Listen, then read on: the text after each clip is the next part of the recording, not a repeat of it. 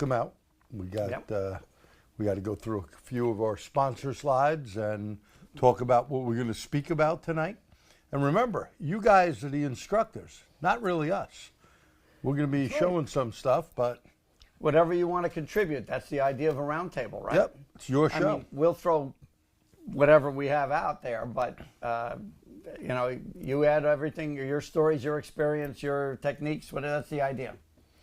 We all help each other, right? You bet. All right, so with a minute left, a little less than a minute, we will get going. That way, if you're anal like me and look at time and want to start exactly on time, we will do that. And tonight, it's pretty cool that we have, well, we'll talk about it in a few minutes. Tell them to use the chat.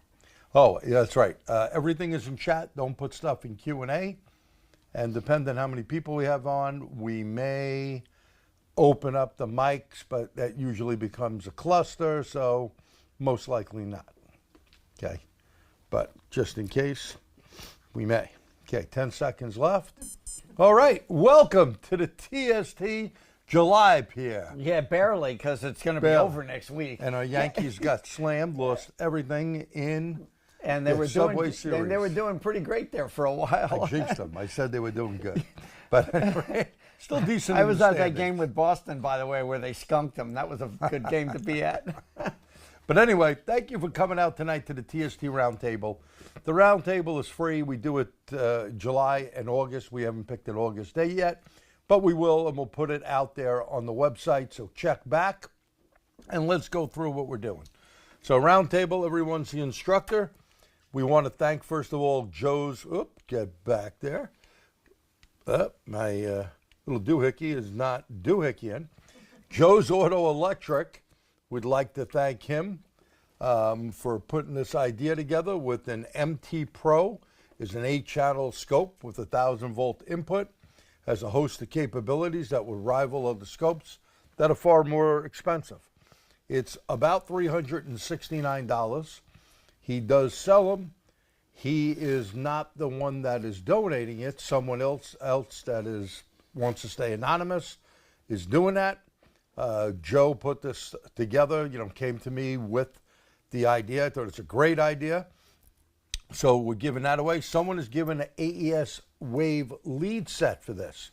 Of course, that price is without the leads, so you'll get all the leads. But caution, you cannot use the AES leads with 1,000 volts. Make sure you get Cat 3 leads. AES leads are not Cat 3. He does sell them, but they won't be the ones coming with the scope. Okay, ATTS and Dorman, Mastering the Labscope book. I'm donating that. 1 ticket to the TST Big Event with the hotel room in the Marriott. 2 nights. That is worth a good amount of money right there. Okay, that is more than the scope. But hey, we want to help out a young person enter into business. And there'll be more. I think there's some people that are going to donate amp clamps, whatever. We'll find out tonight. But within a month, we'll have this whole package together. And for you to win, you have to be a technician that's been in the industry 5 years or less. Just like it says here. I keep doing that. 5 years or less. We need your email. You can email us at info@tstseminars.org. A couple of people have already emailed me today, I think about 3 or 4. Your name, address, cell number, email, along with a paragraph about yourself. The winner will be announced at the TST August Roundtable, and it'll be emailed and called as well. So, of course, Pierre and myself will ask Joe. We will share information, and we'll come up with who is the most worthy to win this. There's only one winner, okay? The rest is we're winners sharing information with each other, right? And I bet if many of you come on when we do our paid events, why don't you put the letter P in the chat? So if you come on to some of our, we do, I guess, 9 of them, right? Yep. I guess 9. Okay. So 9 plus the big event. Plus so the big months, event, right? So that's right, 10 months. So we do thank you for that. We appreciate it. Okay. Now we'll go through the sponsors. ATS, Automotive Test Solutions. I basically said that Automotive Test Solutions had donated an 8-channel scope for a worthy cause that Pete Meyer and his wife, Chris Meyer, they help children that have been abused. So it's always a good cause. I donate personally, and TST donates as well. And ATS, Bernie donated an 8-channel full kit. And, you know, Bernie and Lenny and Neil and Kristen, great people and great products. Dorman is a big sponsor of TST. We appreciate their support. We will tell you about their Dorman event in September coming up for $49. 3 great instructors. Well, maybe 2. I'm the third guy. And there's Jerry. But who knows? Okay. ATTS, my company. Autoleap. Great stuff there from Autoleap. We use it here in the shop. It is a great management program. They got some good stuff. And they'll be working with TST through, PAVE. So PAVE is coming up in, I think, January, I believe it is. I'm lucky I'm part of it. I can't remember dates now. WorldPack and WTI. And Pierre, if you want to say something, just jump in. Well, I mean, you're just reading off the stuff. I mean, I know all of these companies make it so you can have all through the year, not just tonight. You can have low costs on your trainer. While he's choking. When I'm choking. Right? What he's trying to say. they're yeah. I'll get a glass in a minute. They make it possible for us to give you seminars at a very low cost. Yes. And we, of course, donate our time. Right. Because instructors that come out, you know, have to, and Doreen waving in the background there, yes, she definitely donates her time. Donates a tremendous amount of time. The 3 of us. The unsung heroes, you know. Do a lot. And Eric, who's not here tonight, and we'll give Rich a plug too. But basically from a group of 20, we're down to about 4 people, 4 to 5 people that do any of the work right now. So WorldPack and CarQuest, WorldPack, as you know, is on the chopping block to be sold. Hopefully a good company buys it. They do a phenomenal job out there. Napa's been a good sponsor of ours for years. Here we're in Napa Auto Care, so good for them. AirSep, we love AirSep stuff. They've also been a sponsor for many years, since the beginning. Really. Aaron Becker, he's been around a long time. Run Right, now you talk about sponsors. We were STS, and Run Right was a sponsor. That's right. So it goes back probably 25 years. Like 25 years now. Yeah, maybe wow, 26. I'm feeling older already. Yeah. That's why I got no hair left here. And mine's all gray. And Run Right, we use the stuff in the shop. You ever stop by, you're in the neighborhood, you can stop by my shop. A lot of the things I tell you or articles I write, we really use this stuff. If something sucks, I'm just going to go through the slide real quick. I can't really say they suck because they give TST money and saving all of us money. Opus IVS, great tool, gets used every day. If you don't own an Opus IVS, you definitely need to buy one. Why? Because number one, the legacy software. Pierre had the black box. And I had the blue box as well. What a great tool. It's built into the tool now. Okay, they call it legacy software for the Euro stuff. And BMW can practically do everything without any other tool, just with that alone. And of course, it's a regular scan tool, but most of all, it's a great tech support line where they can come on with a factory technician in whatever car line you're on. And this is especially important for you guys who don't see a lot of these cars and you're not that familiar. You know, like I did one brand for a year, so it was kind of easier for me. But if you're seeing everything, you need that kind of support. You bet. Yeah. And in fact, we just had one on a Volvo. We hate Volvos. I'll tell you that straight out. I second We hate Volvos, even though we have Vita. We got most of our customers, we told them, don't buy these pieces of junk anymore. Okay? It's a Chinese company. We had one in with a battery that went dead. And of course, you got to go in and do an 8-hour sit initiation. We thought you just went in, did the initiation on the battery, coding, just like we do on BMWs, Mercedes, a lot of other cars. Piece of junk, Land Rovers, Range Rovers, Jaguars, all those junk boxes, right? No, this one got to sit 8 hours. We had to go to the customer's house because she's real fussy and we didn't want to wait around or leave her car, and we had to do that. So these guys knew that because a Volvo expert came on, and he said, oh, yeah, people don't know that. So look, you just learned something. That By the way, who writes this software? You know, I mean, what are they? They're Nuts. idiots. They're from They're not even Sweden anymore. No, that's Yeah. right. They're Chinese. Tata or Chinese. No, it's Chinese. Volvo's Chi- Chinese. that's right, Volvo's Chinese. Geely. Geely Geely is the is parent Chinese. company. That's right. They own Polestar too. That's right. Flow Dynamics, great stuff. Really, we use their tranny jack is heavy duty. We use some of their machines that you may have even purchased off Snap-on. They build a lot for them. Very good stuff. Launch, great tools. We have tons of launch tools here. I think from the very first one to the very newest one. Jerry thought I was nutty when I bought one earlier this year, but you know what? At the big event. That's right. But you know why? One of the reasons?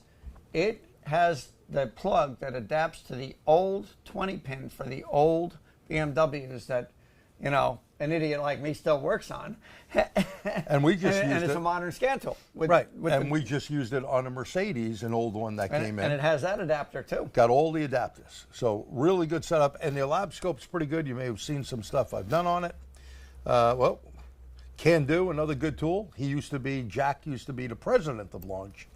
He got his thing. We have a Can Do breakout box, a Can Do scan tool. Texa, I beta tested this stuff years back. They were a sponsor of TST to make some good stuff, especially if you're into heavy duty trucks. I seen it in operation and works real well.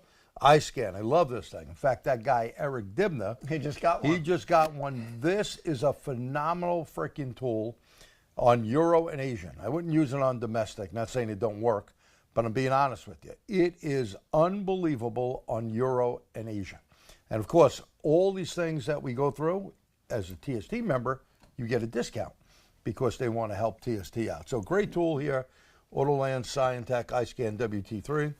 Associated, every time you see me do a webinar on a vehicle or Pierre, and we got one coming up. We're putting a power supply on it. Yep, And Motor it's Age TST webinar in August the 3rd, is it? Yeah. August 3rd. Like a week and change It'll from be now. 6 o'clock at night. We'll be doing stuff with air condition, Robin Air. We're going to show you a nitrogen tester and a 2913 leak detector, all courtesy of Robin Air and, of course, Motor Age and TST. So Associated, great stuff. We have a lot of their products. We have a battery maintainer / charger in every bay from them. Very, very good stuff. Motor Age, well, we just mentioned them. We've been part of Motor Age for years. Decades, actually. And, you know, Pete no longer with them. We got Pete on the Dorman side now. All data, great stuff. You know, we had to find a rating on an Alfa Romero battery. So Mary's like, well, where can I find that? I said, well, go in All Data, and they'll probably give it to you, and they do good stuff. By the way, in my opinion, Alfa Romeo, well, along with those English cars, along with that Volvo, not for me. Yes. Identifix IATN, great stuff. I'm sure a lot of you guys have it out there. Pro Demand gets used every day. All of these really do get used every day. Moto Logic, a great setup. A lot of factory information there. We thank you for the support. Diag.net, our buddy Scott Brown. He did a great job here. Before that, he was with IATN. Before that, for techs only on CompuServe. Yep, he really came up with a great to show idea. you how old we are, we were both on that. You bet. We had numbers. Yes, For that's CompuServe, right. you didn't have your name, you know, No. or a sign, and you had And numbers. you were using the old beepy modems. Remember that? Beep, beep. Okay. Industry Attend's a great place to go. Justin, forgot Justin's last name, but he's out on Long Island. Justin did a great job putting this together with a buddy of his. So you get a listing of where everything is happening and going. And Dorman, we had a heavy-duty lunch and learn today, part 1. Well, you can see that tomorrow will be up both on the ATTS website, free. You can go on the heavy-duty Dorman Lunch and Learn videos and see that and get the handout. Sweet Owen was the instructor today. Now, Dorman's second annual Master in the Technology, all-day training. Will start from 7 a.m. to 6 p.m. It's at Automotive Training Center in Warminster, PA. You got Pete Meyer going on doing wiring diagrams. He just did a couple-hour webinar, but you get a lot more, and it's going to be a great one. Did a great job with that. Ken By the way, that's a Zanders. really nice facility there. It is. Ken Zanders will probably, he's doing air-fuel ratio stuff, a brand new class that we've put together. I'm not sure what I'll be doing, some sort of drivability thing, real-world things from the shop here. You'll see Pierre down there, Eric. They don't know they're going, but they are. Cause, I just found out. yes, you did. Because TST, Oh, there you go. TST is helping out. There'll be food and a full color downloadable book. Not a, if you want a printed book, it'll be extra wide. The price is $49.95. Yeah, it's a bargain. So, or $99. You can't go wrong. I mean, $50 all day. You're going to get some breakfast stuff. You're going to get lunch. You're going to get to learn some stuff and meet with some people. So next month, the round table will be sometime in August. And now let's get to what we're doing over here, Pierre. Oh, sorry, Pierre. Did I get in your way? All right. So Pierre brought his scope. Which I then, of course, broke the strap on just today. So. He did that on purpose. So sympathy. He's hoping someone buys him a strap. No. Do you want to donate a strap to this guy? No. You know.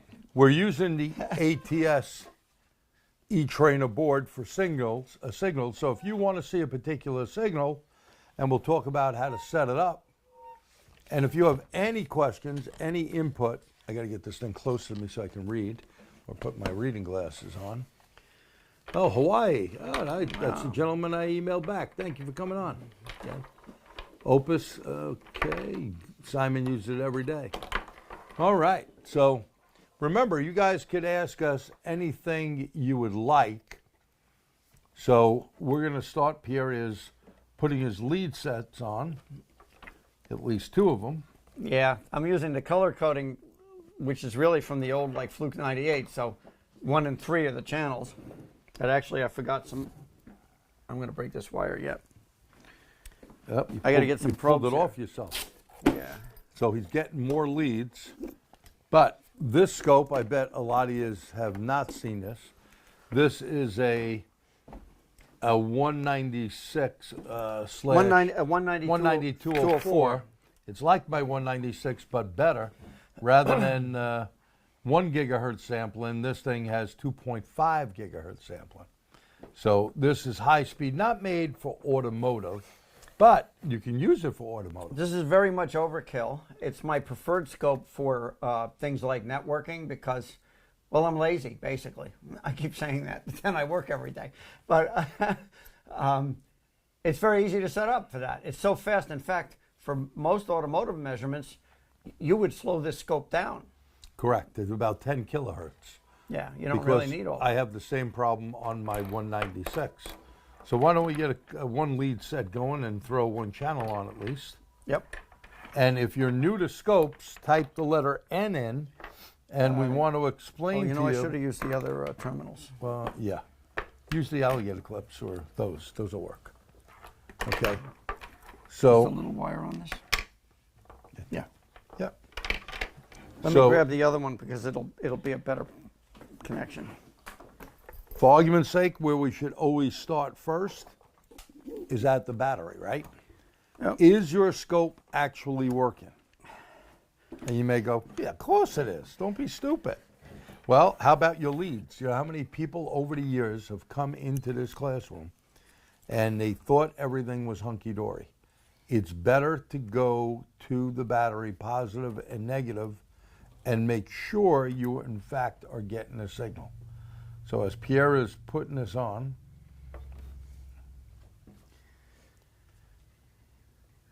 Wait a minute. you're just on DC This was voltage. yeah, but this was set for 10-to-1 leads. All right. So, okay, so in case you're not understanding leads, 10-to-1, 1-to-1. So, yeah, actually, so I want to explain this. So most scopes use just a regular lead. It's a wire, maybe set up for 1,000 volts, whatever, but it's just a wire. But 10-to-1 leads, attenuated leads, or 100-to-1 leads, or even much bigger numbers in electronics, allow the scope to read extremely high speed signals without interfering with the circuitry. That's Correct. the key here. And the normal lead set that's in the box for this that came with the scope are 10-to-1 leads. So but that's not what we're using tonight. So I'm gonna just switch change it. 1-to-1, and let me explain. If you have a Pico, for argument's sake, you'll notice it comes with a filter. You have an Autel, you have a launch. they come with filters. This is built in, so you don't need an attenuator. All you're doing is changing the software. So rather than reading, normal voltage, 12 volts, if he's on 10 to 1, it's going to try to read 10 times that number, or 100, and I think this goes up to 1,000, right? Yeah, wait a minute. I got ahead of myself here. So as Pierre's trying to get that going, we see there's no handout. That is correct. We're sorry about that. No handout, because we are just doing whatever you want us to do, what you'd like to see on the scope as soon as Pierre gets it going. Now, maybe in the interim, I'll just grab my scope if he's having a problem here. No, I'm not. It's just it started showing amperage on the meter instead of voltage, which, wrong settings. Just right. give me a second to get going over here. So as he's doing a second, So that's the problem with it, by the way, with a very sophisticated scope. there's a lot of buttons to There's press. a lot of buttons. And when to you push. haven't pressed the buttons in a while, Yeah. that could be a problem. Yes, that's exactly right. Especially since this scope hadn't been used in a while and the battery had to be charged. While he's doing that, I am going to grab my 196. And let me just get the lead sets over here, because we know your time is precious. And fail to plan and plan to fail, right? That's right. So, of course, my battery is also dead, but I'm going to plug it in. Let me get the lead set.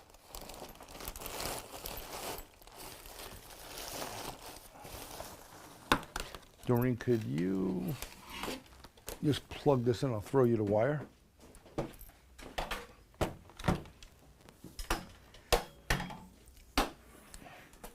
So this is just a meter value to show you what you got, all right? It's showing you the voltage, but it's also showing you the variation. All right, 12 volts and whatever that is, 3 millivolts of variation in the signal. Sorry, how's that? So 12 volts is what the board's putting out, but it's Is also... that saying AC?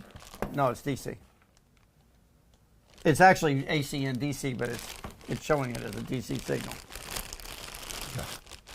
Better be for a car battery, right? But it's showing little bits of variation, right? It's showing the fluctuations without actually being in a scope. And I am opening up my new set of AES leads, great leads, that I bought for the scope because it doesn't come with automotive leads, and you want automotive leads. And so this is just the scope pattern. Now, obviously, it's DC voltage, so it's just a line down the middle. I don't know how well you can. You know what? I think I get reflection off the light overhead. Going to switch to that. Is that better? I see a lot of glare here. A lot of glare. Yeah, that's hard to read. It's just a straight line because we're just reading battery voltage. So a straight line, now you know you're on there, right? Yep, you know So- you got a connection. Let's start this thing up by pressing the on button. And you could hear the injector clicking, correct? So where I'm going to go, there we go. So you guys can all see out there, is I'm going to go to the injector. I got a point if you want to point. I got this. And I don't want to go on the positive side, because watch if I go on the positive side. What do you think he's going to read? He's going to read a straight line of voltage. Should be, I don't know, 12, 14 volts, whatever. Yeah, in a real car, it's going to be a little bit less than whatever your battery voltage is, right? Because you have voltage drop through to the feed side to the injector. And now I'm going to go to the negative side, and he should get an injector. He's going to have to set it Now I'm up. going to have to slow it down a little bit because it's too fast. Hold on. Let me move this down. So one of the things about all of this is that, you know, you get used to Hey, love my 192. Had it for years. Yeah. The I still- battery goes, yeah, my battery went quite a few I times. still have a Fluke 98 that very rarely comes out of the box, but I still have it. We have it as well. We use it many times for relative compression real quick. It does a beautiful job. And here's my scope here. Okay, this is a 196. Now- I'm going to throw the leads in. while I'm Peter's just going to doing show you that. this. I don't know if you can see this on the camera because it's hard to see, but this is not triggered yet. Try to move it here and tilt it like this. Is that better? You know, you can see it's straight. You'll see it's jumpy, so it comes. The signal comes in and then dies again. It leaves because it's not triggered yet. Baby, What? move this down a little bit more. Like take that handle and come down towards me. Yeah, the problem with this is it's hard to see this with the glare. That's pretty good. Now, I'm just showing you this. This is not how you would use it in real life. What you would do is you'd set up a trigger, right? So you'd have triggering. Well, they can't see what you're doing. Right. Just so you know. And while he's doing that, you can see I'm putting lead ends on mine. And I'm going to check that voltage as well. I'm going to show you. You move this over. So we're going to be up like that. Actually, let me Now you change it. notice a whole bunch of static, right? But I'm going to show you, we're going to get a good signal.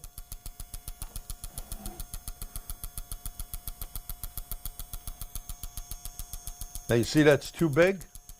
So what I have to do when it's too big, I'm going to have to take the voltage and go up with this key right here. Go up with V.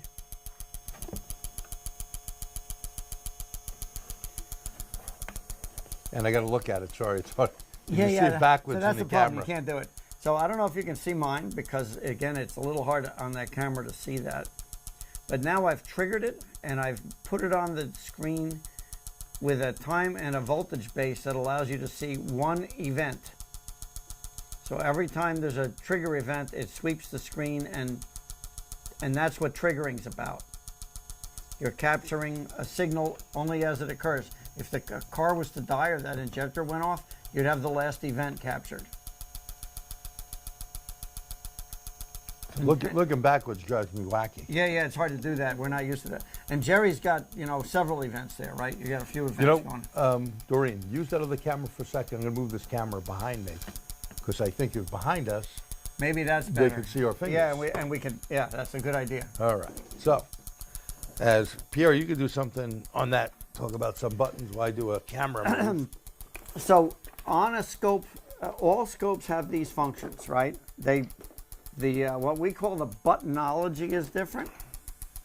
Hold on, I just want to make sure. I got it. I don't know where you want to. I'm going to put it right between us. So they all have the ability to change the voltage per division or per screen. They all have the ability to change the time per division or per screen. That's across the screen. And then that's where things get a little different. They all have some form of triggering where you can make it so the scope doesn't draw the picture. No, actually, we should start at the beginning here. What is a scope? A scope is just a very fast voltmeter. And it's sampling a signal. You have a regular voltmeter. It's sampling a signal hundreds or thousands of times per second. Or millions in this Or case. millions in the really fancy ones.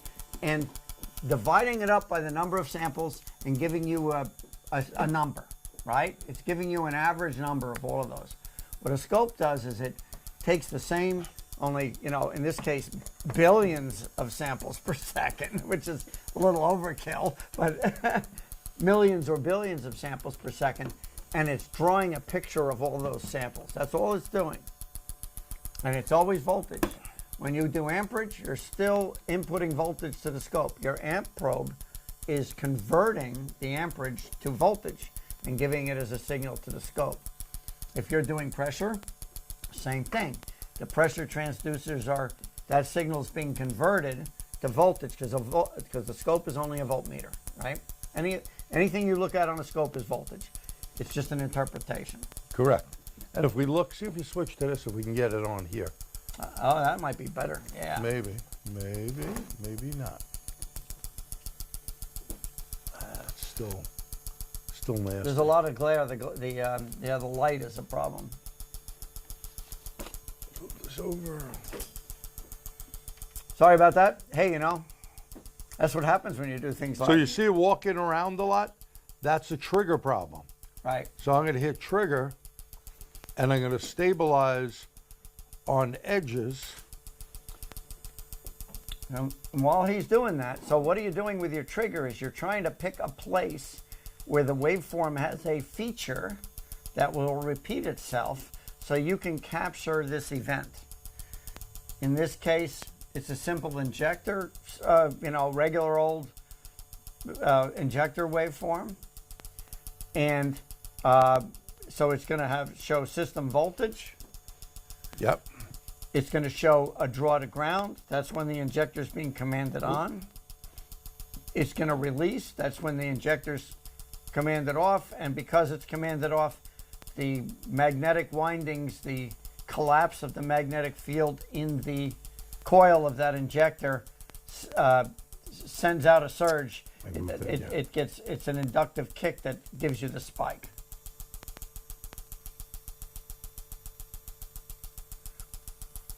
So that's actually, Jerry, just move that out of the way a second. I want to put this in front of the camera.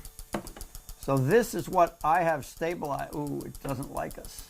I don't know if it's some interference. We'll pick it up when you put it up here. Yeah, look at that. So that's what I have, which is one injector event. You know what? My scope might be interfering with the camera or something. Okay. That's what's happening here. I move it away. Yeah. I get it. Isn't that interesting? So we have that. Now there's an unexpected thing. Maybe you switch to this camera, Dorian. And trigger at half your voltage. Okay. So if you're working with 12 volts, for argument's sake, you want to take the trigger and trigger at half of the voltage. Okay. Go back here. All right. Since I'm so clever, I didn't charge my scope enough today, so I'm going to plug it in actually, so it doesn't go dead in the middle of all this.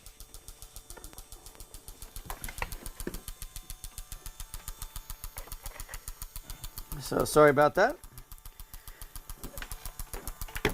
And we're just doing kind of basic stuff here, right? However, okay, let me plug this in. There. So that's really all the scope does. Now we get into fancier features and you can get more powerful with it, right? You can compare things. A lot of what we use a scope for is looking at signatures. And by the way, I can't read that chat box, but if there's any questions, yell, or, well, you can't yell, but say something. Okay. This is a basic setup. What you want to know is, in fact, when you look at a scope pattern like this, the straight line before it pulls to ground, that tells me right away that I have system voltage at the injector. I don't have to worry about looking at the fuse box or voltage drop through any of the wires, the ignition switch, or any of that stuff. I have system voltage because I have it there. I can put a cursor on it and see my system voltage, right? I know I pulled the ground. I have to put a cursor on that, make sure it really is a ground. If it's not a ground, that's a problem, right? Or pretty close to it.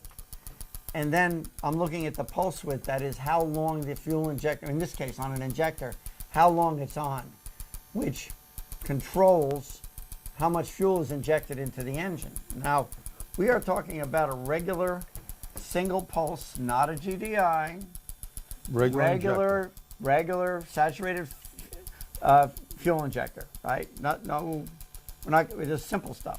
Because the idea here is to talk about using the scope more than getting into the crazy diagnostics, I think. But that's what we're doing. And you know, obviously we have 4 channels on this scope, or 2 on that. The one that's in the giveaway is 8 channels. Yeah. But you always start with 1. You know, from your training viewpoint, you want to start with 1, right? And you want to learn the basics. It's always about voltage, though. Yeah. And it's a circuit. So here's the thing that I see, even that some of the wiring diagrams from manufacturers fail at. They don't complete the circuit for you. They say it goes to ground. Well, that's a big help. Where's the ground? You know, where can I test it? Wouldn't it be nice to know where the ground is located? One of my pet peeves, by the way, when doing stuff like this is they give you a wiring diagram of a box, a module, a PCM, for example, and they say that it has 5 grounds or whatever. But they don't tell you which ground wire is for which functions of that module.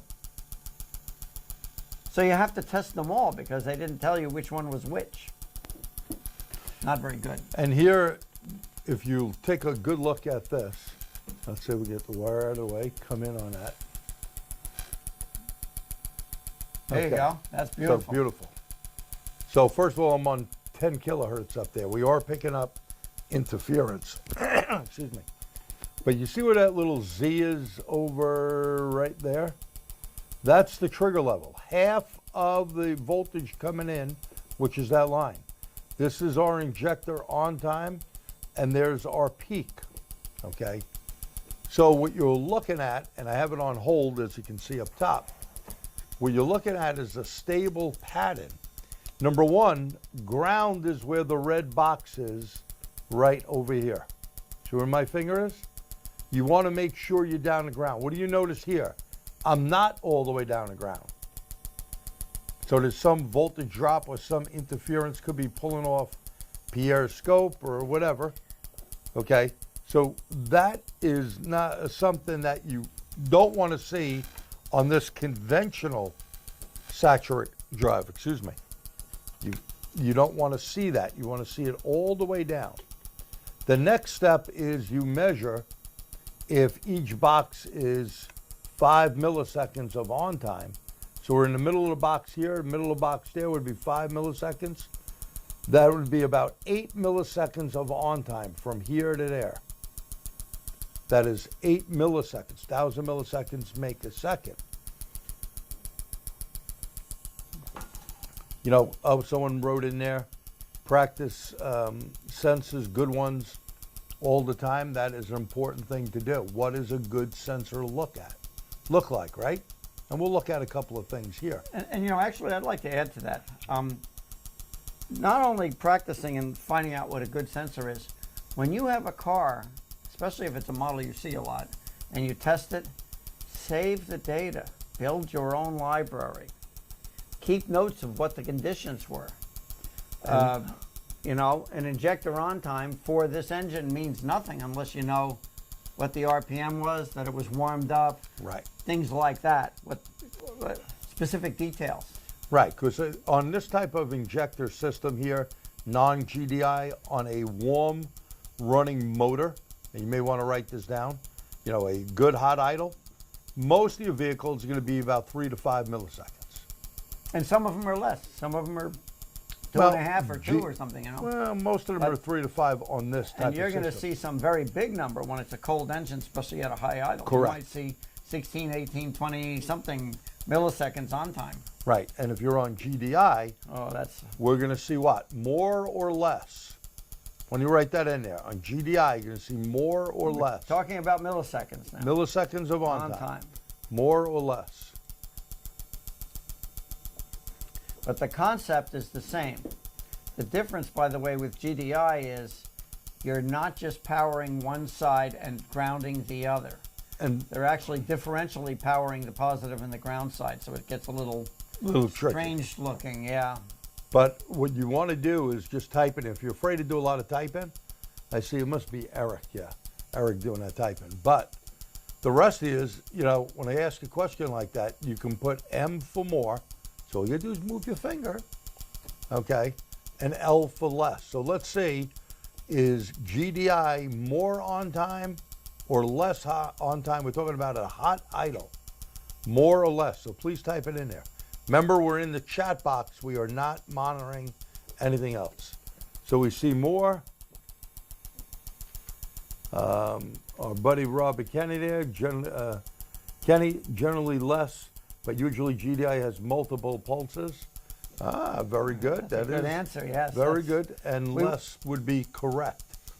You know, their on time, if you even look on a scan tool, is going to be a half a millisecond to maybe 2 milliseconds on a hot engine. Though I'll say this, what Robert said is absolutely correct. They tend to multi-strike them. I mean, I've been dealing with BMWs for years. They've multi-struck the ignition at idle and the injectors as you ask for more power. That was a strategy. But a lot of people are multi-striking injectors now. And besides that, now because of carbon buildup, let's not forget what they're doing. They're running another set of injectors. So if you have a 4-banger motor with GDI, they're not only going to put 4 GDIs in there, they're going to put 4 regular multi-port injections. By the way, Just call to help me, clean carbon. call me supposedly. jaundiced thinking, but I don't think it's all about the carbon, even though that is a big factor. I think it's about cost. If they run 2 sets of injectors, the main set doesn't have to be as expensive because they don't have to do full fuel flow. Yeah, And they can make them cheaper. they could. Well, yeah, and they don't have to use the whole PCOs on They them don't have either. to use the PGO injectors, right? So basically, you can see we had Josh up here, and on his Ford, his new Ford truck, that uses 2 sets of injectors. And you're going to see how they strategize. It's not only on startup, or it's at different times. And if you read the whole strategy, and Ford is pretty good giving you that information. It's complicated, actually. It's complicated. Yeah, they have a real complex strategy for how to do that. So if you look at some of that stuff, you know, it's cool. Let's take a peek at something else over here. Let's go to the coil, which would be a similar type setup. And remember, we always want to go on the negative. I'm going to put Pierre there. And Terminal 1 for you European folks. Coil Terminal 1. But in a lot of the older cars, it was also computer Terminal 1. Okay, so I'm going to take this off hold, put it on run.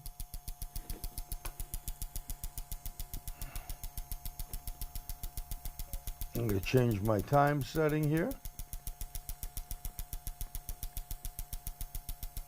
I'm actually moving my trigger a little bit just because it'll look prettier that way. And I'm going to slow this down to 1 notch. Actually, I'm going to slow it down a little more than that. Oop, I got to put my trigger on Now, I edges don't know how well that'll show and up, on trigger. but that's like one ignition event filling the whole screen pretty much. Now, I didn't reduce the voltage enough to make it so that was a deep pocket because I wanted to show the spike. But that would be the entire ignition event, right? That would be the entire ignition event. Voltage, pulled to ground, and there's Jerry, same thing, right? Okay, and if we want to change it, down here, oh, come on, fingers. I'm going to play with the time setting, and watch when I do this. I'm going to press this button. You see how we bring it in? And this is your electronic closing right here. That's your fire line. Your spark line's a little tough to see, isn't it? Well, you know, the spark line, the burn line is not really very visible because it's not a, it's Not a real it's not setup. it's not an engine. But, hang on. That spark plug is real. Yeah, well, then I'm not sticking my finger in there. I was going to ask you to do that. by yeah, the way. no. In the sake of not getting you, a paramedic over here. Yeah. So I'm going to try to short this. And when I try to short this, Dorman, go to the scope. And I'm starting to feel some through the pencil. You can see some of the hat there. No. I That's wanna too do- much. That's a little too much, I think, for it. I was giving him a test probe that would be all metal. He's trying to use something that's just going to mess it up without completely shorting it out. You Yeah. know, it's- Murphy's Law, it's not like when you want it to break, you can't make it break. Yeah, Isn't I that know. great? Graphite, you'd think graphite in a pencil would mess it up, but Usually it does. yeah. I can't tell if I'm really doing it because I'm not looking at it. Is my problem. Yeah, let me.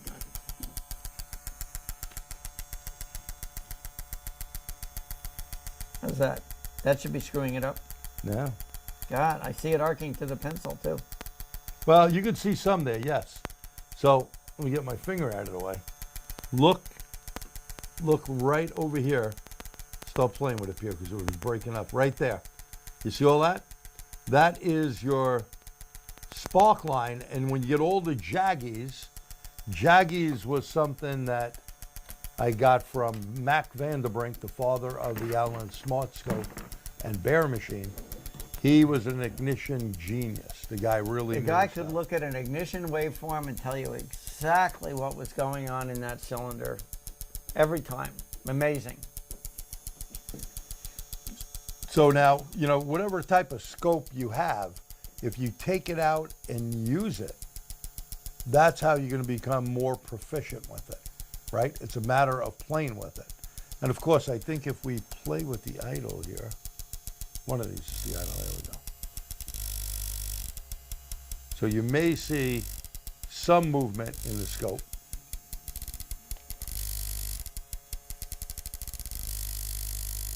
Nothing much happening there time-wise. You can see it's live. Okay, and let's see if we can get that spark line showing a little better. There you go. But if you do too much, and that slope right there, let's see if we do the pencil now. If you can see this part right here, do some breakup. Or maybe use the damn screwdriver. No, we're not sparking. Oh, there we are. There you go. And you see the breakup in there? I think it's a little more pronounced now. See So that? basically, if this part of the spark line goes up and it's not solid, you got a misfire going on. And misfires could be from a lot of different things, correct? Oh, you're a good breaker of cars, Pierre. Hey, I got years of experience. Also fixing them, of course. Now, KVs may go, Eric wrote, may go lower. Well, that depends. Usually on the spark line goes up. So I'm going to draw something here for you. And I'm a crappy artist, but I'm going to try my best. So that comment, though, is true. So conditions in the combustion chamber change the kV demand. Something that makes it harder for the spark to jump is going to make it a higher kV demand. It's going to take more power to jump the gap, right? To like the fire, so to speak. Ah, okay. There you go. Look at my great artistry. So right here, spark line, coil oscillations, usually you like about 3. And this is dwell, the amount of time that the coil is loading up before it does the firing line. So from here to here is dwell, that's on time. That's the firing line when the spark plug is firing. Real lean conditions, the firing line goes up. Real lean conditions on the spark line here, this would be up here, and you may have jaggies like you were seeing here on the scope. You may see that right in there. If this line was down, so I'll make little dots here. Yeah, when it goes down sharply, the fire went out, basically, whether that was from choking on fuel, which is what I think you're trying to show, right? Right. So if the line is down like this crappy line I drew, you could have a rich condition or a closed gap on the spark plug. If it's going up, you could have real lean condition or a wide gap. And remember, this could be all fueled by a fuel injector. An injector problem. Right? You could have an injector Or problem. lean, you know, think about it. There's nothing wrong with the injector, but you got an intake manifold gasket leak right next to that cylinder. You bet. That'll give you a single cylinder misfire. Well, okay, it'll affect the others a little bit, but it might have an inverse effect. So that vacuum leak makes it lean. The lean mixture makes the oxy sensor correct. Now you've got a rich mixture on some other cylinders, right? Yeah, Matt could tell you a bunch of stuff. Yeah. Injector color Yeah, gray. Mac was tremendous. He could He look was at that a- waveform, and Yeah, he was a really good guy.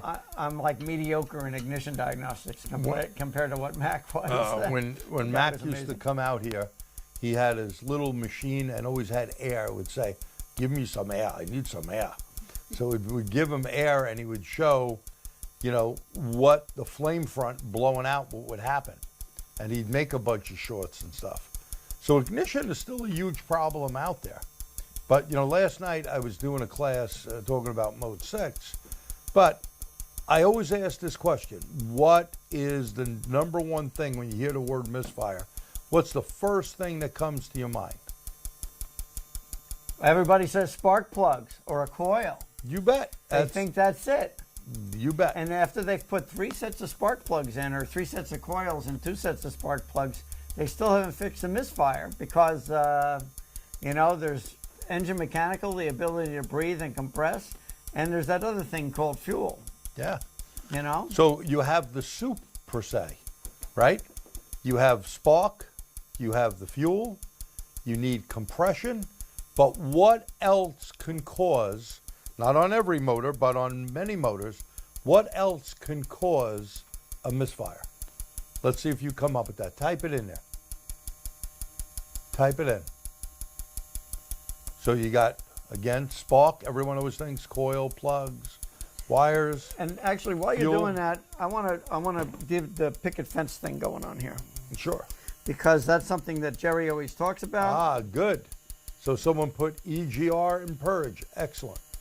EGR can cause that because it's going to dilute the mixture, and same with purge. If you got a purge system loaded, you may be over-fueling. Very Now, good.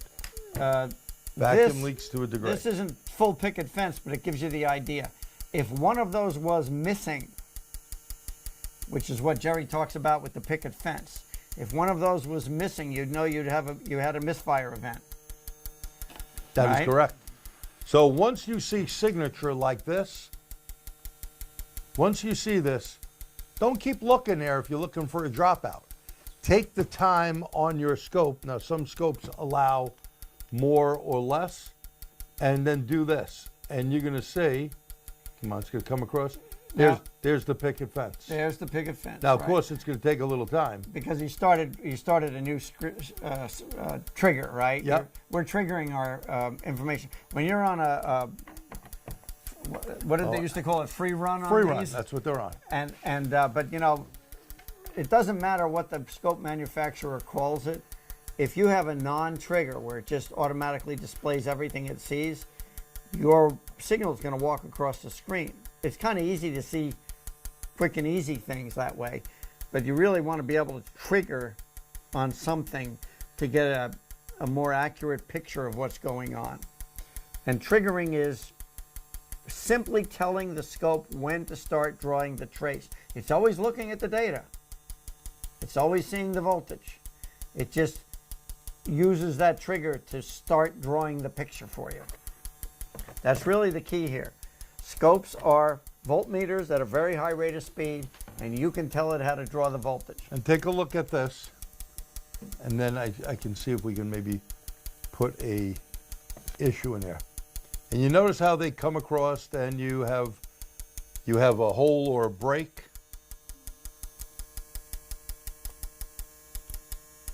There you go. And you see that miss? You see that big hole? Yep. So a lot of times if you're looking at normal stuff, you see the picket fence? Now you see the hole? That hole right there, there's your problem. That's a misfire event. That's a misfire. Now that didn't find the cause of the problem. That just tells you where the problem exists. You now know you have an ignition problem. You don't know where the fault is in the wiring, for example, Right. that causes that yet. And But at least gives you a direction. That's the Right. beauty of, before Bernie made the E-scope, he was a Fluke user. I remember when I met him and I both had Fluke 97s. Good A scope. Fluke 97, a great scope, very quick in its day. Still a good scope, I still have it. And he knew that you could take the time. Not all scopes allow you to do that, tighten it up. Sometimes the time base, they won't allow you to do it. They don't have a lot of range. So what does he have on his scope? deep record. And you always see when you watch Bernie or some of our stuff, right? When we're using the E-scope, you just go in deep record, and then you can get everything there. You can make it wider. You can make it as big as you want. You can blow it up. You could see that injector when you blow it up. You could do that on some other scopes as well, Pico. Yeah. You can see the bottom of the scope that's going to mimic a current waveform, okay? But that's a matter of magnifying it. So scopes can do a lot of things, and they're easy. To bring it back again, if you could do voltage on something, and that's one thing always to check, like I said in the beginning, make sure. I've had leads, brand new ones. In fact, I keep a set of fluke leads around, brand new. I bought 2 new lead sets, one red in one pack and one black in the other pack were no good. So I was pissed off, and I said, I'm going to send them back. Then I said, I'm not sending them back. You know why? It's perfect to use in a class because people get the wrong idea. It's brand new. It's fluke. Got to it's be quality. good, right? Just like parts in a car. I put a brand new part in it. It's good. By the way, I'm a pretty renowned killer of leads. They get stretched. They get abused in the real world. But the bottom line is, all you're going to do is some basic checks on it. You know, just like with your voltmeter, by the way. Yeah. You know, voltmeter leads get even more abuse than scope leads a lot of times because you pull the voltmeter out more, You pull it out, you wrap the leads around the meter. which is tough. And I remember Rupert having a fluke scope, and his lead, it was going crazy, thinking, you know, things were bad on a vehicle. They weren't bad. His lead had a problem in it. Sometimes they break up here. Okay, that's why they have this. That's the normal place, and the Yeah. other normal place is, They break right down is the there. stress relief right here. Yeah. Right where the ends are, where they go into the hard, you know, the plastic, the hard plastic part of it. It's the stress. In fact, that's what this little serrated or whatever you want to call this bumpy thing is. It's stress relief. It's supposed to make it so it can bend gently without breaking. Yeah. And for a few minutes, let's take a break from the scope and go over again that we're giving away an 8-channel scope, okay? AES lead set for the 8-channel scope. It's not an AES scope. You've seen the scope we put up on the screen before. It could go up to 1,000 volts, but you cannot use the AES leads with 1,000 volts. I have leads that I use on the E-scope that can handle that type of voltage as well, but they are leads made by Pomona, and they are pretty expensive, okay? So that is one thing I want to put out there. The next thing you're going to get, Mastering the Labscope book. By the way, that book comes with every single E-scope. So really good. There's some good stuff in there. Then we have a ticket, 1 full entry to the TST Big Event, 2-night stay at the Marriott. I know Joe is going to let us know from Joe's Electric, some other people donating stuff. And if you have something to donate, again, how do you win? You got to be 5 years or less in the business. I guess that ship sailed for me, huh? And you. Long time ago. Real long time ago. But, you know, it's us giving back.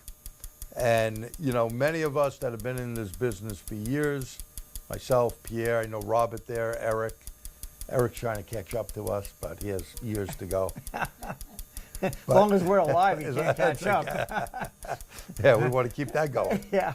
At any rate, you know, it's good to help someone out. You take someone under your wing, and Robert Kenny, who's on, I forgot the guy. Robert each year does a great thing for the TST Big Event. You probably want to choke me because I'm saying this, but Robert buys an extra ticket, and he does put it on Facebook so his people know he does it. Right. And there was a young guy, boy, his name eludes me now, but from Michigan. And now this kid has become a, you know, training junkie per se. He wants to go to all different training events, opened up his own repair shop. Robert, do you remember his name? Because I stink at names, I barely can remember mine. Elijah McAllen. Very good. So Elijah is, if you see him on Facebook. I mean, this young man, I'm really proud of him. And, you know, it was thanks to Robert getting an extra ticket, and he did a giveaway on that. Opened his eyes, didn't He it? opened his eyes. Yeah. By the way, you know, I've been saying this to everybody for years, but one of the things I don't like about, well, probably our whole educational system is they put you through whatever the curriculum is, and then they say, you know, you're good to go. And I don't think that's a good attitude. I think these things are constantly moving targets. I think they should be saying, like when I learned to fly years ago, when you pass your check ride, this is your license to learn. In right. other words, yeah, you've achieved a milestone, and it's a good one, but it's not the end. You have to keep learning. Yeah, I'm still learning. Yeah, every day you learn something new, I always say. Yeah. And as you practice with something, obviously you're going to get better. That's right. You know, the young guy, Josh, that works with me, I don't know if he's on or not, but Josh is a sharp young guy who's not afraid to try something and do something. He does a lot of stuff with, who's the guy who works with Bernie? I forgot his name already. Jeff, my Jeff. friend, that's it. See, pardon me, I suck at names, I'm sorry. But yeah, he does a lot of stuff with Jeff, and he really does, you know, some neat stuff. We're building an E-scope class, and we're working with Bernie and, of course, with Jeff, you know, to make sure we have the latest, greatest. If you don't get updates, obviously, you know, you're not going to see some of these great things they have there. Pierre does also tech support, but some of the neat things like that relative compression in there. Yeah, absolutely. You know, it's like, whoa, I didn't update mine, and I had to update it. You know, and what Jerry's talking about, practicing and doing that, you know, you really have to use the features of the tool, number one, so you really know they're there when you need them. But number two, so that you're not wasting a lot of time each time you do it, saying, how did I do that again? And I love Steve's comments. He doesn't wrap the leads, he hangs them. And by the way, a plug for Joe's Electric. He makes a whole bunch of things where you could hang the leads. And we have a Bernie tower outside, so leads are always easy to get off them.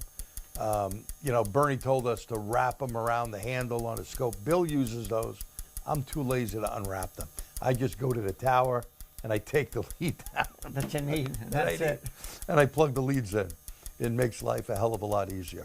So you may want to look at Joe's Electric. I forgot what his website is. If someone knows Joe's website, type it in there. We will send out more information on that. And by the way, he does have a killer ignition pickup. Really good. We used it in a Dorman Lunch and Learn, and I have it, and I got to say, it works fantastic. He has some noise vibration things. You know, Joe is a guy that is thinking out of the box, putting this stuff together. Making new tools. Yeah. Right. And, you know, he came from the shop. Unfortunately, right now, he has a little bit of a medical issue where he can't work in his shop, but he's coming up with good stuff and helping in the industry. And if all of us do stuff like that, it was a biggie, right? That helps. Oh, and there we go. It's Joe's Auto Electric. Thanks there, Zach. So go there and check it out. It's good stuff, as well as our friends from AES Wave. There's some good stuff out there. I want to make a comment here. We have fluke scopes here tonight just because, well, seemed like a good idea. But we got Bernie scopes. We got Pico scopes. We got a lot of scopes. You name the scope, I got it. But my bottom line is this. I'm not saying buy a fluke scope. My attitude is whatever you've got, if it's in your snap-on tool, if it's the ATTS scope, use it. If it's a Pico scope, if it's one of these, if it's something else. The idea is to use that scope. Become familiar with, as Jerry calls it, the buttonology, right? Save waveforms. One of the problems with old scopes like this is that this thing only holds, I don't know, 30. Yeah, 20 or 30. Yeah, some number. Mine's 20. I think yours is 30. Though this happens to have a USB connection on it, which that one didn't have. It had the optical setup. Optical, look at that. That was the old school thing. That's what, and you see the fluke thing here, certified. So it can do high voltage. So the bottom line is you can connect this to a Fluke View software program. Use AES Wave, it's way better. and Screw save. Fluke View. Sucks. It's a pain. I have it. It's a pain in It's the a pain ass. in the neck. Yeah. In fact, I tried loading it on my Windows 11 machine today. The drivers didn't work. Of course not. That's why I don't like it. It works on a Windows 10, but not the 11. But my bottom line is this: whatever scope you got, Use it. use it and save waveforms. That's the important thing. Save your data, and label it well. Yeah. Because then later, when you have 10 waveforms, you're going to remember what they all are. When you have 10,000 waveforms, no way. You know, this is no lie. I have the old DOS disc. Yes, you heard me right. DOS disc of AES Wave. I do too. We were both like early adopters of all Yeah. this stuff. We actually had here, Pierre and I had a 28 channel Labscope from Fluke we played with. That was a nightmare. That was a nightmare. Even we couldn't. We said we're going to waste so much time. Nobody's going to buy this thing. Not only that, too many wires. It was a mess. It was a nightmare from hell. You don't need that many. 8 channels, I think you definitely need, because of 8 cylinders. You know, plugs, coils, simple crank, cam. Simple stuff. You can do 1 or 2 channels. Right. Most stuff today, you probably need the 4. And when you're getting into something complicated or tricky, you need the 8. Yeah, that's how it works. I personally don't use the 8 most of the time. Just when I have something where I need If I that. want to compare Yeah, all 8, but sometimes you can do it just by hold it on the screen, take a good look at it, then move on to the next one, and you're going to see the difference. Right. But, you know, having about 8 amp clamps, Forget it. you know, not everyone's going to have that. Even And cheap amp clamps cost money. they're $100 a pop. And But- expensive ones can But be it's nice 800 or when 1,000 bucks a when pop. someone donates them to you. It is nice, I must admit. But I bought plenty of stuff that I own, like my Fluke i30S amp clamp that now goes for over $700. Parasitic drawer, nothing better. Nothing out there better. There's always companies that go, oh, we came out with one. Well, I want to see it. Okay. There is a micro amp clamp that I haven't bought yet because I heard they're doing an update, but my buddy Kenny Zanders bought one for about $800. That's cheap for a micro amp. It is very cheap because they were all over $1,200-$1,500. Yeah, they were, close to $2,000, some of them. Yeah. And why would you use that? Why would you want that? I'll tell you why. Air fuel ratio sensors. So you could see that current. Okay. But where else are you going to use it on the vehicle? Not many spots. No. And I'm gonna, I have a warning about that kind of thing. Oop, Actually, we got a whole all- bunch of stuff coming all in. amp clamps are delicate. Oh, They good. have a ferrite core that is brittle. You drop it on the floor, you probably broke it. So you got to be careful with these things. And micro amp clamps even more so. Just so you know, very sensitive. So this is not something you bang around the shop like like your snap-on beautiful. wrenches Thanks, or Dorman, whatever for that moving you can that. beat on and not You worry bet. about. So Be careful. Robert put the link to Joe's website there. Go check it out. And a couple of people saying Joe's stuff is good. It is. Really is good. Really is good. What else would you guys like to speak about? Or what questions do you have about anything? I mean, we're really on scopes tonight, but whatever. It's a round Talk table, about right? anything. Yeah, as long as it's automotive. Do we have anyone on that is in the business 5 years or less? I know one guy, I think from Hawaii, that's on, if I'm not mistaken. Yes, Eric, we know pressure transducers. Pressure transducers, go look at we did a pressure transducer 1 hour webinar. We showed a whole bunch of them, even one that you can make with a 9-volt battery and a 5-volt regulator, a little project box and a good map sensor from GM. That's a vacuum one to get you started. And all you got to do is take your lead sets and take this and go to the ground of the battery or the other lead, put it on and see it work. Yeah. It's really not that hard. Now, it's not going to be as high resolution as some of the fancy high-end stuff, but it'll still give you a signal, and you'll learn the principles of it, right? Yeah, so go to either atstraining.com, go on the Dorman Lunch and Learn 2024, You can see that 1 hour webinar with myself and Josh. Oh, Josh. Or you can go to YouTube to TST seminars, but you got to go through commercials, right? So if you want to go through commercials, you don't want a handout. What do we got there? So Eric's different than Euro. Oh, it's a difference, not Eric No, Euro? it's not Eric. It's a different Eric. He's like, I'm a different Eric. Oh, lucky you're a Sorry. different Eric. Eric is Euro. The Eric you know. Yeah, Oh. Yeah. Sorry about that, Eric. Oh, sorry, Eric. We thought you were Eric. Hey. So here's Steve, 5 years or less, or about 50 years. Well, Oh, yeah. that's like me, let's see. So from 18 years old, I am in the business 51 professional years. Of course, I worked. 16 years old. Maybe Well, a I ain't couple counting little breaks. 16. I I did. was 16 when I I started. worked at a SO station too, from 14, 15, but Right. I'm Yeah, counting professional, professional. really, right? So Is 18. there a PT you recommend? A PT? What's that? Pressure transducer? Is that what it Yeah, means? okay, so if you're looking for a pressure transducer, Yeah. I happen to like, now look, there's a lot out there. Go take a look at that webinar. There is the one we did from Bulgaria. I forgot I the have name. one of those. I forgot the name of it too. It's not bad. It looks like a regular first look. It's built the same. Though I bought two of them, and one of them was inverted. They actually had the pill inside it wired back, or the pill or the piezo backwards. crystal was backwards inside it. We've tested them. Eric Dibner, that is, and I did actually do a test one night in our, comedy night, our tech night, and they weren't as fast.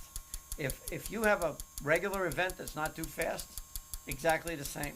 But as soon as you have very high frequency pressure changes, it wasn't keeping up with a real first look or the ATS one or the WPS, the Pico one. The Pico one. Pico one is pretty good, expensive, but the ATS ones are better. Version 1 is not as good as version 2. So Right. there are two different versions out there. Bernie is a fanatic on making sure, and you could buy them separately, I think, Yes, on you the can. on You the can buy them website. individually, yeah. So you may want to start with the vacuum one and then go with a 300 psi one. You don't need to go nutty. Go ahead. I'm sorry. So where can they find that pressure transducer video? Okay, go to www.attstraining.com and go under videos. It's free. It's going to ask you to put your email in, make a password. Just do that once. It's just so we know who goes on. And go under Dorman Lunch and Learn 2024, because there's a whole bunch of free stuff there. It's the last one we did. It's June, right? This is July? Or did we do it this month? It's July, I think. It's the last one. Yeah, it's the last one. July. We did it already. July's almost over. Life's Got a blur, Got for a to while. come up with an August thing that I got to do. So it seems like time flies when you're having fun, right? So yeah, go there to check that out. What else do we have there? There may be some Chinese stuff out there. You got to be careful. The only way to... Roki is an inexpensive transducer. Yeah. I think Bill has one of those. They're not bad. Ditech, thanks. Okay. Ditech is, by the way, the Ditech sensor simulator kicks ass. That you can buy through AES Wave. That is a phenomenal sensor simulator. This thing buzzing, driving my brain crazy here. There, we shut the engine off finally. Yeah, there's some good stuff out there. If you're just going in, I think what Pierre said is a really important thing. When you're looking at something that is not too fast, inexpensive pressure transducer will work fine. My first pressure transducer was a PV500 I have the 350. from Fluke, and you got to be careful. You buy the new 350, it's not the same as the old 350. And by the way, I still have the thing, but eventually it drifted, so I couldn't zero it. I was never able. Mine still works pretty damn good. It'll give you a picture, but you can't get the value accurate because it's drifted up.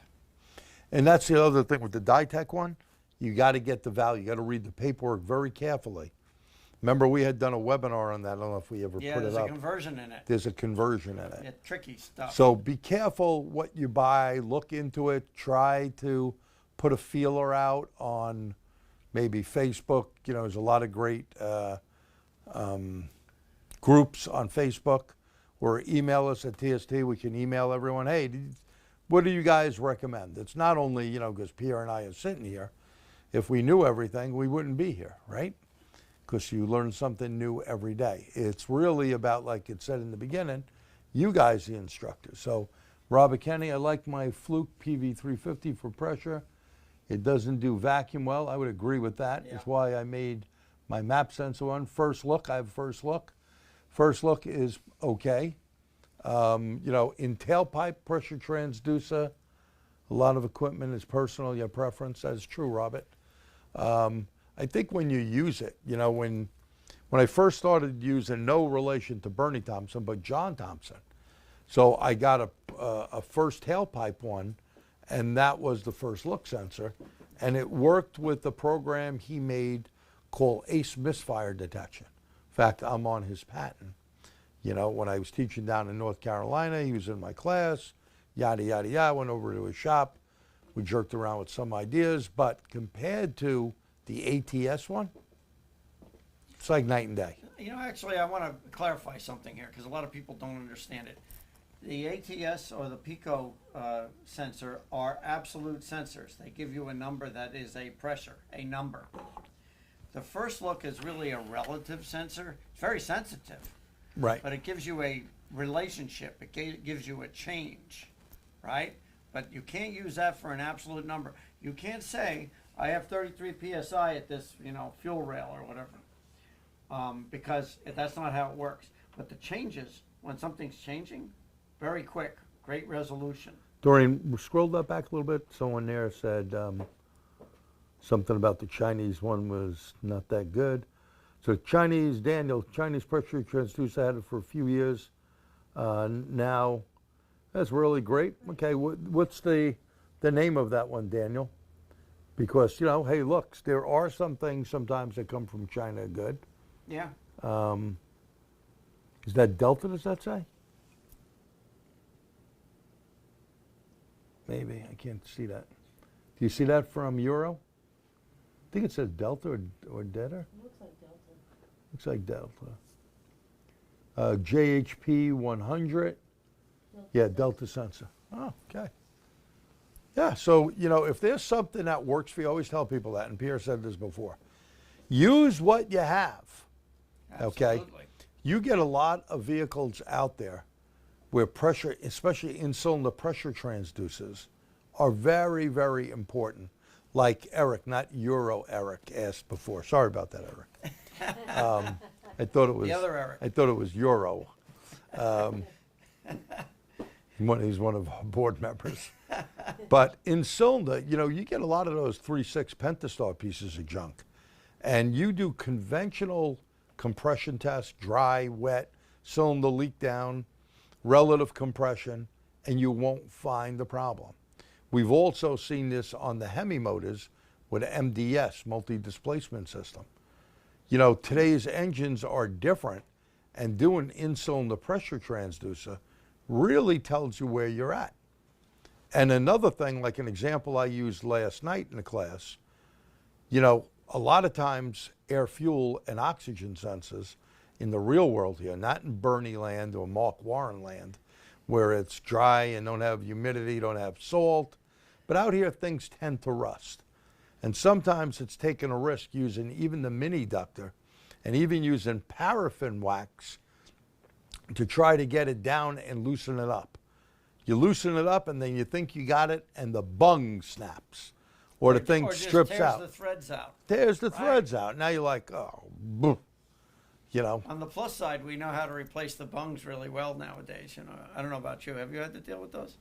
I have. You buy the bungs, you cut the old one out, you weld the new Well, one in, and you don't have to buy a catalytic converter. You know, Right. ouch. Yeah. Yep. But again, then welding on yeah, the it's car not- in it's tight spots. It's a job. It's Yeah, a it's job. a job. Okay. But you save a catalytic converter, it can be big money. Oh yeah. But at any rate, with that being said, where you can take one spark plug out, let's say you got a 4-banger, you're suspecting back pressure. Well, you want to put your back pressure gauge in there. You could easily do in-cylinder pressure transducer, put it in there, you get some cranks out of it, and you're going to see that, especially on the exhaust valve, it's going to be lifting up. And that is going to confirm that you got some sort of clog, whether it's heavy carbon buildup on the exhaust side, whether it is a clogged port, a clogged catalytic converter. Or even a lifter that's not allowing the valve to open. You bet. By the way, I'd like to harp on certain terminology. When I see that spike, that exhaust pressure, I don't call it a clogged cat or exhaust pressure. I call it failure to exhaust. It is failing to exhaust for some reason. And it could be a clogged cat. I mean, it is often a clogged cat, let's face it. But it could be a collapsing lifter. You bet. Right? Or a monstrous amount of carbon. Bernie had a case study years ago where somebody had flipped an exhaust gasket around. Remember that one? That was a Bernie thing, right? Yeah. Yep. Somebody had done an engine overhaul, took the whole thing apart, and never realized they put the gasket in again backwards, blocked the port. That'll do it. Yeah, bad news. Yeah, a lot of times, us mechanics or technicians, whatever word you like, or Com's new word, which I forgot what his new word is, but whatever the word is, okay, you have to not only be fast, but it's better to be accurate. Speed is not everything. And this is coming from a shop owner, okay? Yeah, I don't force my guys, hurry up, got to get that done. That's where mistakes happen. I don't like comebacks. We have one of our technicians here, Mary, comes all the way down from, just left a little while ago actually, Mary Partington. She comes all the way down from Fall River, Massachusetts. Came here for classes for years with her husband, Don, may he rest in peace. And, she comes down here, works the whole week, stays local, and then goes home.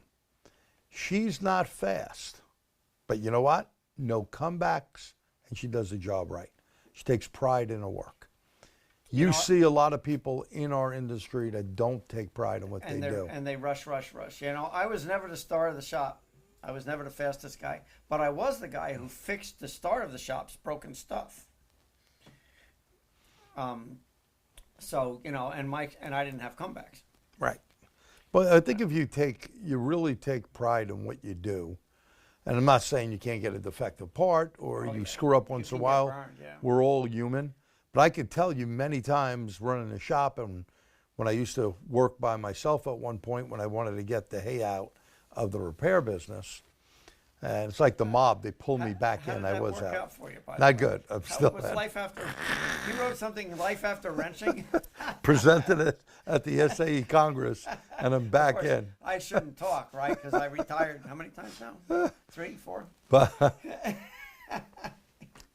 I really love this business. It's a great business.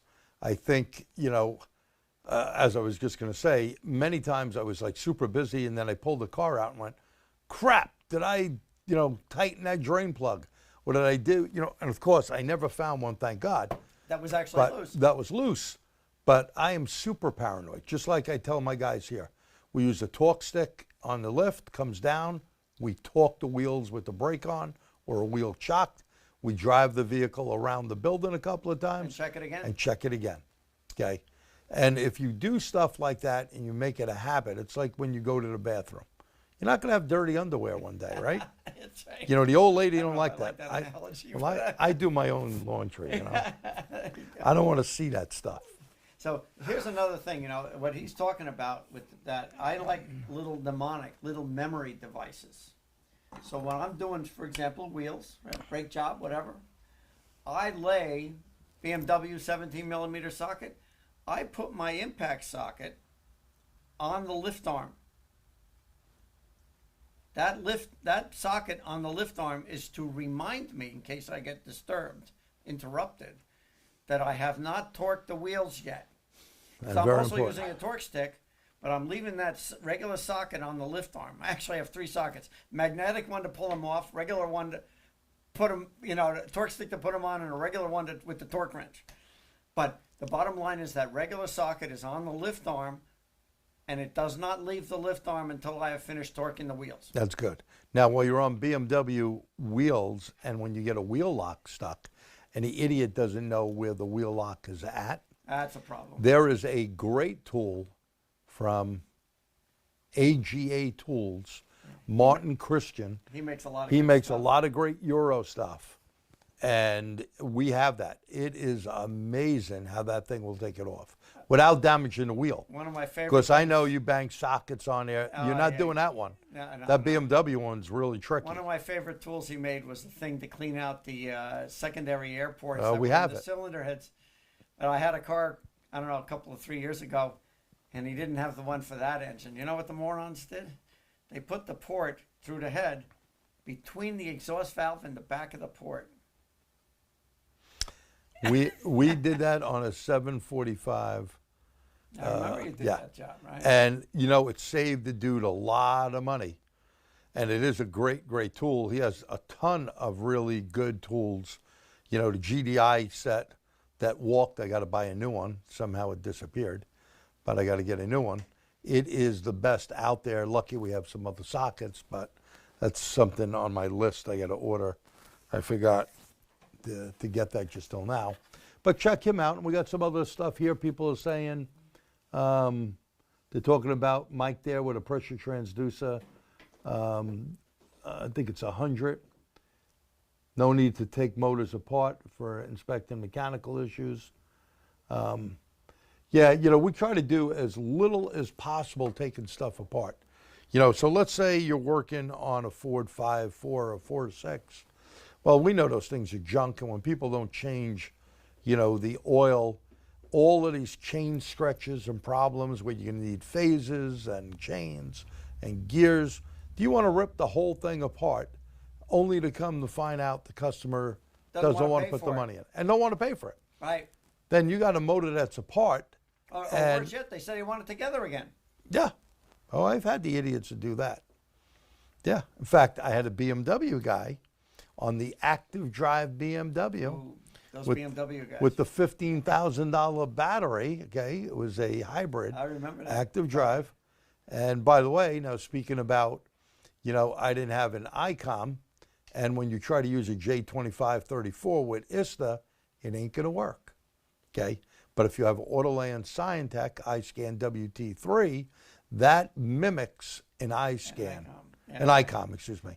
It works great. ISTA, so everything's with an I in BMW land, right? So ISTA is their shop software. Yes, ICOM that's true. is their pass-through This device. Good deal now, you can get them. INPA is not something, it's the engineer level tool that the service reps have. Yep. Be wary of clone copies of that, by the way. You know, Yeah, it's you may pretty run iffy. into problems. Yeah, it's pretty iffy there. But everything starts with an I. By the way, when they first started all of that, this is before all the terrorist group was out there. They called their big server ISIS. They had to change the name of that one real fast. That's right, they did. That was called ISIS. Oops. That'll That'll mess you up. How would they have known that there would be a terrorist group came along a few years later with that name? Dorian, do me a favor, move this closer so it's easier for me to read.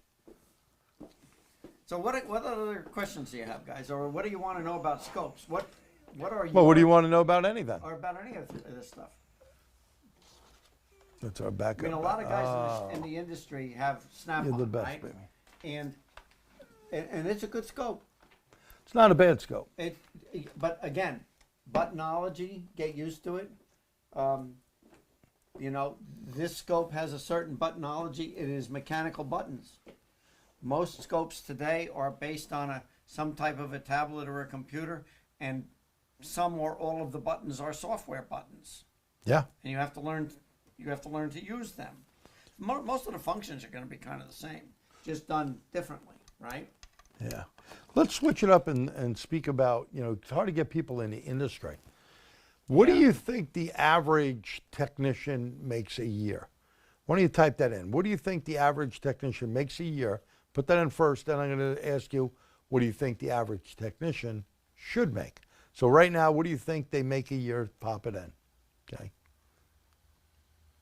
Because that's one of the big things that stops us, right? Up to 2020. Very good, Robert Kenny, when you want to get something on the screen. 75 grand, 60 to 80, 65, 70, 70 to 80. Oh, my buddy Geraldo out there. 100, that's what they should make. Yeah, or more. 85. Well, that's pretty good. Well, most of you guys, so that's what you think they make. What do you think they should be making? 50, 60 now, 80, 90 for a 5-year experience tech. Yeah, it kind of, because, around here, you can't live on even 60,000. That ain't going to happen. It's not a cheap part of the country to live. 125 to 150. Yeah, and not rushing it. Obviously, 90 to 120, 100 plus. Yeah, a good tech should make 100 plus. There's no doubt, in my opinion. I think so. Okay. It's a shame when they don't. And when you work flat rate, I know he's done it, I've done it, and that is tough. Once you start getting older, you start getting slower. You get can't smarter, be fast. but you can't be fast. Right, can't And be fast. comebacks suck if you got to eat them, right? Right. So what do you think we should pay someone coming into the industry? So I sometimes teach the teachers at UTI, what's the one we're going to do the thing at the school? Down in PA? I forgot the name of it now. It's not pay if it's because that's done remotely now, right? Yeah. I forgot what that. No, Everything's an the acronym. school where the Yeah, down in Warminster. Warminster. Whatever. ATC. Yeah, that's it. These senior moments are killing me, mental boy. breakup. Yeah. ATC and, all these other I can companies. drive there without navigation. But These I'm kids remembering come out, and what do you think they should start at? Oh, thank you. See someone there's seeing. So 45 to 50, UTI, that's another one, yeah. Yeah, not flat rate. Flat rate, I think, is tough. The thing about flat rate, I understand why companies do it, but the problem with flat rate is it encourages people to speed up and cut corners. And when you cut corners, quality suffers. So they should be leaving 100K plus a year, diag job, to be a teacher making 40K. Yeah, so, I think what you're saying, Robert, there, I think a lot of those schools really don't pay teachers a lot of money at these places. That's right. Because I remember doing Lincoln Tech at their main campus in New Jersey, and a lot of them left this is when Tesla first came out, and Tesla was offering $100,000. So these guys all ran. They looked like all their good guys. They filled the jobs up. Well, they didn't last more than a year. They just couldn't take all the BS. They winded up coming back. And I would say most of the teachers that I teach at a lot of these schools, they're older people that just want to give back. They've been in the industry, and they just want to give back to some young people and share their experience. Not all of the teachers that work at the schools are so good like that really came out of the industry. There are a bunch of them, I'm not going to mention the name at the schools, but there are a bunch of them that are a bunch of scrubs. And then you get some good people like my buddy Jim Morton that worked at ATC and, many other instructors there that really put their heart and soul in it. And I'm sure where Robert Kenny works up there in, I think, the Albany area, I forgot the name of the school he's at, but I'm sure he'll type it in a minute. He should be getting paid, $1.50 plus a year for all his experience and all the years he's been doing training. Dorman, I need you to back that up somewhat and see what people put here. So basically coming in, if you can make 40 grand or so, yeah, that's not a lot of money nowadays. I don't think 40's enough. Not around here, it's not. Yeah, but for someone just coming in, Just starting, right? A beginning. you got to figure for a shop owner, Right. Because there's not going to be a lot of productivity yet. right, there's going to be a lot of babysitting. Right. We have one guy here now, it's over a year, said he worked for BMW, which he did for a bit. It was like constant babysitting him. He is getting better. Are we making money with him yet? If he doesn't break something. But he tries his best. He's really pretty good. So 27 years in the pits, 25 years in vocational. Oh, very cool. There you Bob. go. Hudson Valley Community College, that's right. That's a good school up there. Yeah, so, good. Mike agrees. Robert should get 150 a year or more. And think about that, because think about all the people he's putting out, giving people an education to fix cars and make a good living. You know, it's something that the government gives a hell of a lot of money away for a bunch of crap. And we need people in this industry. Wouldn't it be nice if they had a bunch of grants to send people through? And I always try to get companies to pony some money up for that. Not win a trip and some boat ride or, you know, some free with actual jackets, training. but really give them, you know, it's like teach the man how to fish, don't give him the fish. These giveaways are giving the fish. So let's see here. Wish I'd stick with my automotive training. Turned into my career, went nuclear for money. Now retired, I'm doing more backyard mechanic work for everyone. Free, but need more diagnostic training. What do you recommend for a 69-year-old? Well, I'm your age. I'd say and I start wish taking I it was your easy. age. Yeah, he got a couple of years on me. Let's see what other stuff we have there. Good. So some guy became a substitute teacher. Giving back, I think, is a great thing. I was going to retire, unfortunately still in the shop, but I was going to take it easy, bought a motor home, and was going to travel the U.S. and, you know, take Doreen places that I've seen and taught at. I've taught in every state except Wyoming, you know, and that includes Alaska and Hawaii. I've been there. And I think it's great. We have a great country. And it's good to see people from different areas. You know, I always like going out to the Dakotas, great group of guys out there up in Alaska. People in the middle of nowhere, they want to learn, they come out. And, you know, Mike Kudak, you know, he came from Jordan years ago, didn't speak a word of English. He came in with a translator. This guy, you know, he was coming minimal in the beginning, 2 nights a week. The other 2 nights he was going to college to learn English. They were doing an English class. This man now owns his own business, his own house. And he had a fire in the business at one point that set him back a lot. Remember that? Yep.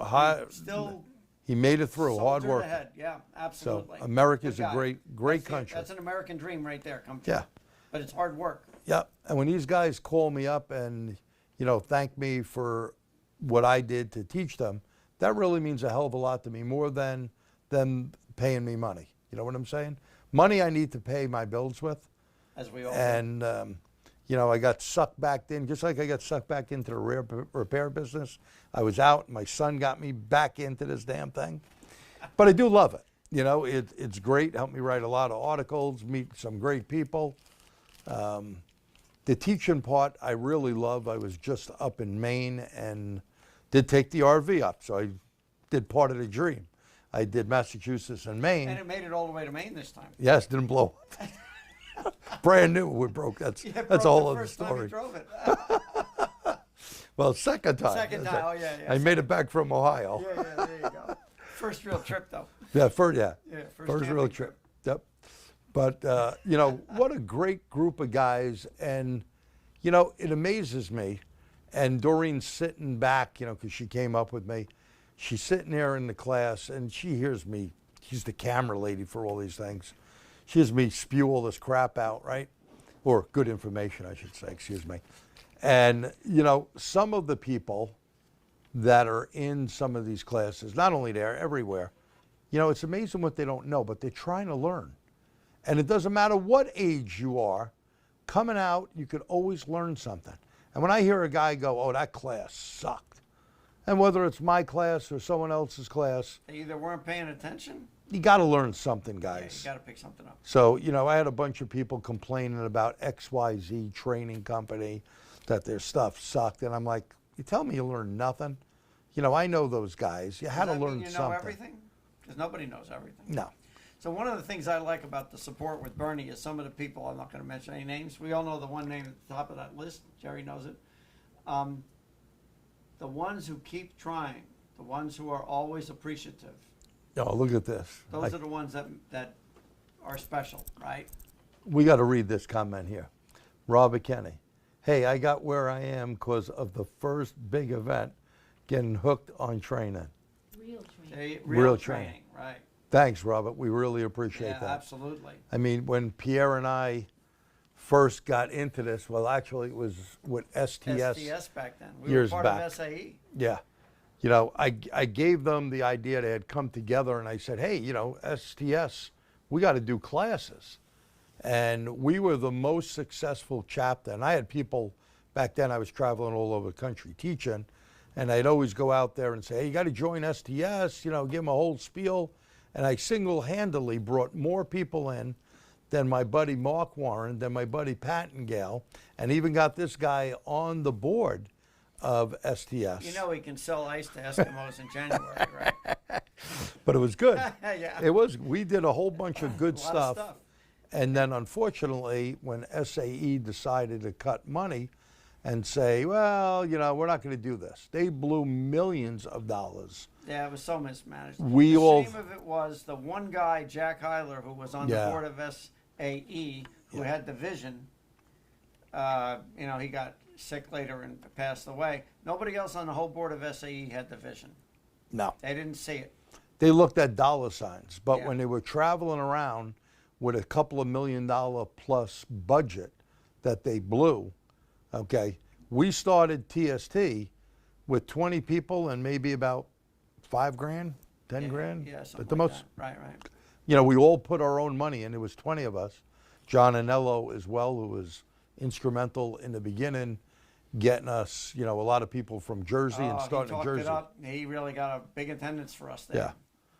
But, you know, we still do this today. Now, Pierre and I used to travel all the way to Massachusetts and all over the place, Connecticut and New Jersey and back here, and a lot of late nights, sometimes 1, 2 in the morning, and we got to get up to work, and we weren't getting paid for that. So the pandemic, I just told this to Doreen the other day, was a blessing in disguise for us. It made it so we didn't have to travel. So, by the way, you know, we traveled to all those places, but the real problem was the Attendance started to drop. After a while, the attendees become kind of jaundiced to the whole thing, and they don't show up.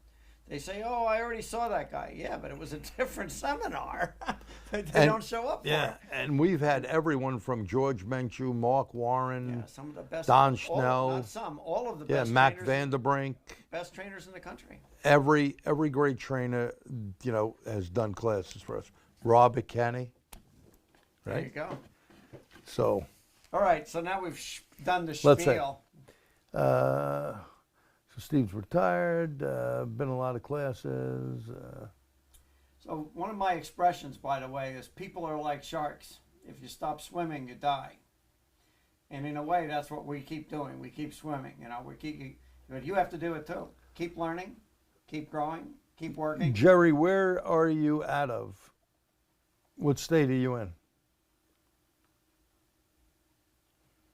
Typed it in the chat. Oh, Virginia. All right, send me an email to gt@tstseminars.org. Give me your address and stuff. I'm not reading that, so I don't know what that was about. But whatever. He's looking for a Labscope book. Oh, okay.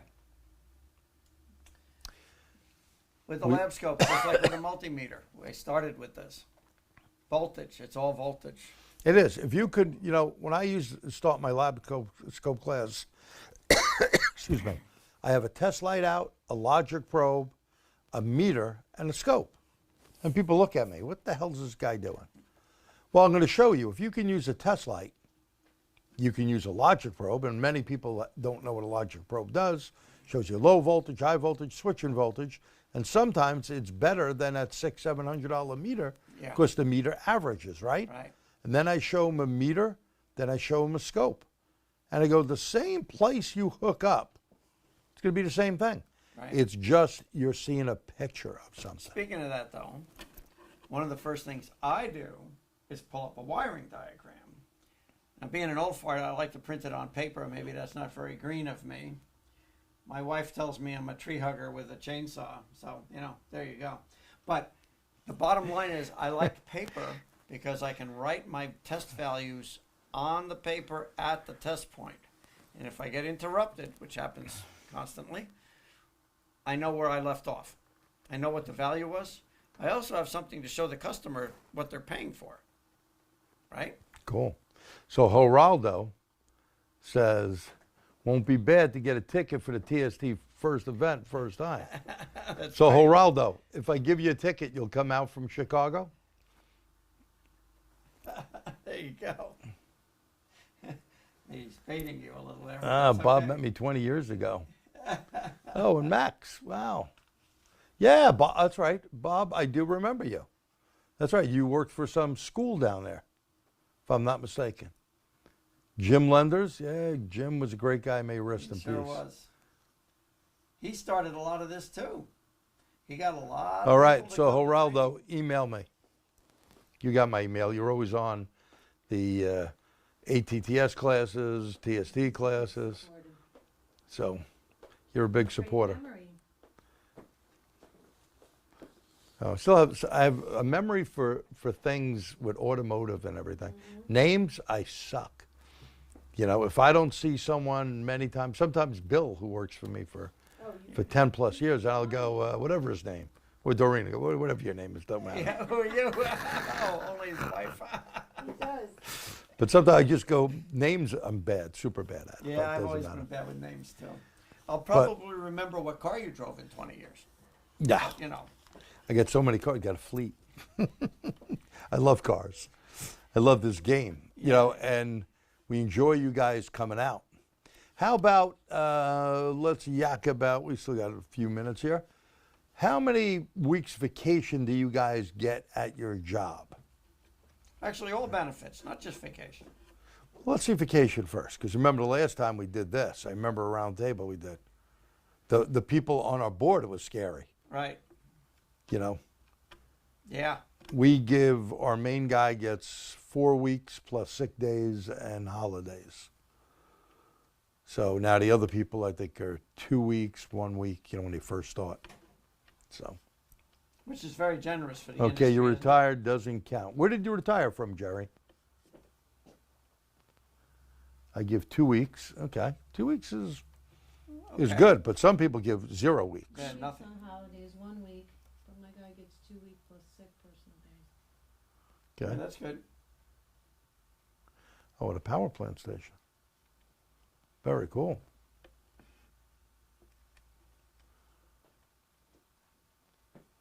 About 2 weeks spread out over the year.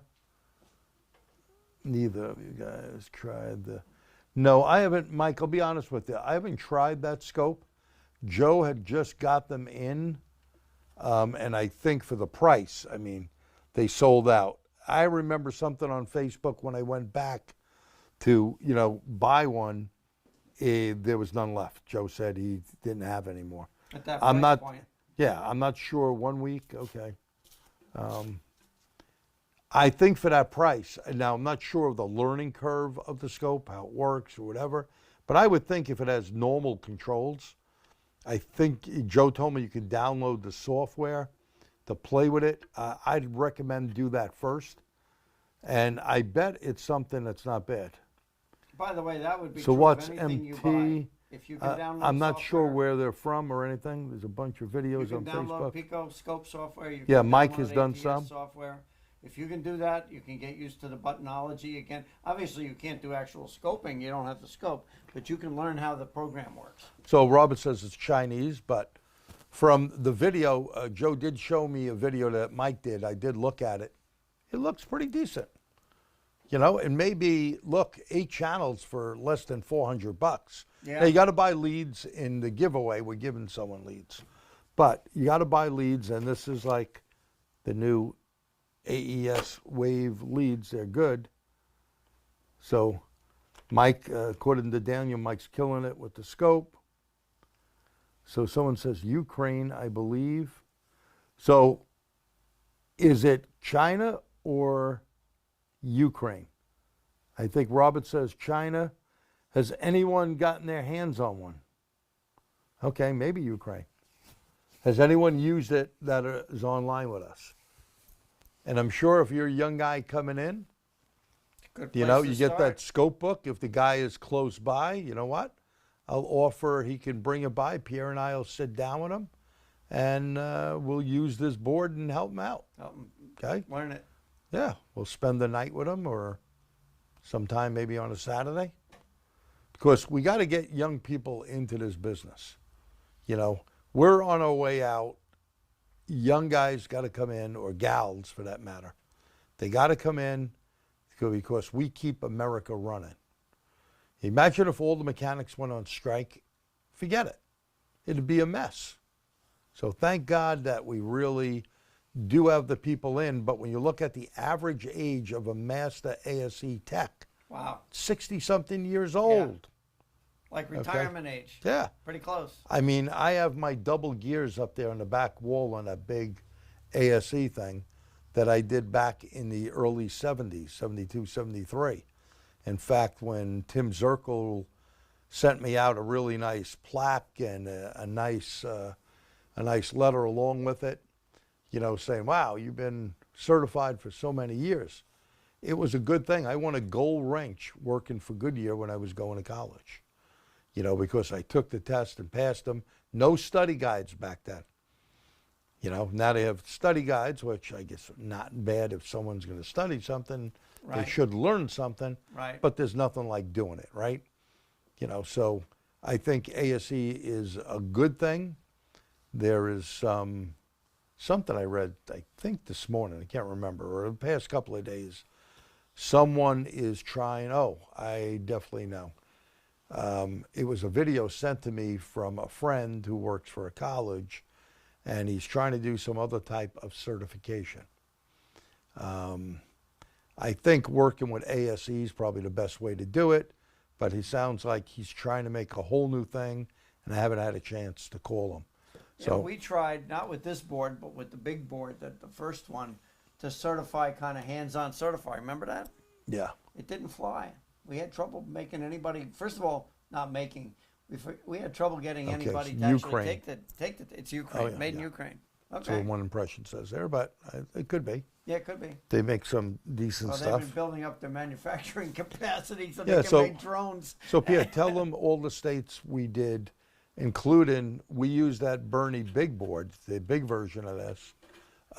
We used it out in Las Vegas. Yeah, right. We gave away $50,000 worth of stuff for the person that came in first place. Yeah. An instructor, ex-mechanic Dave from Wisconsin won.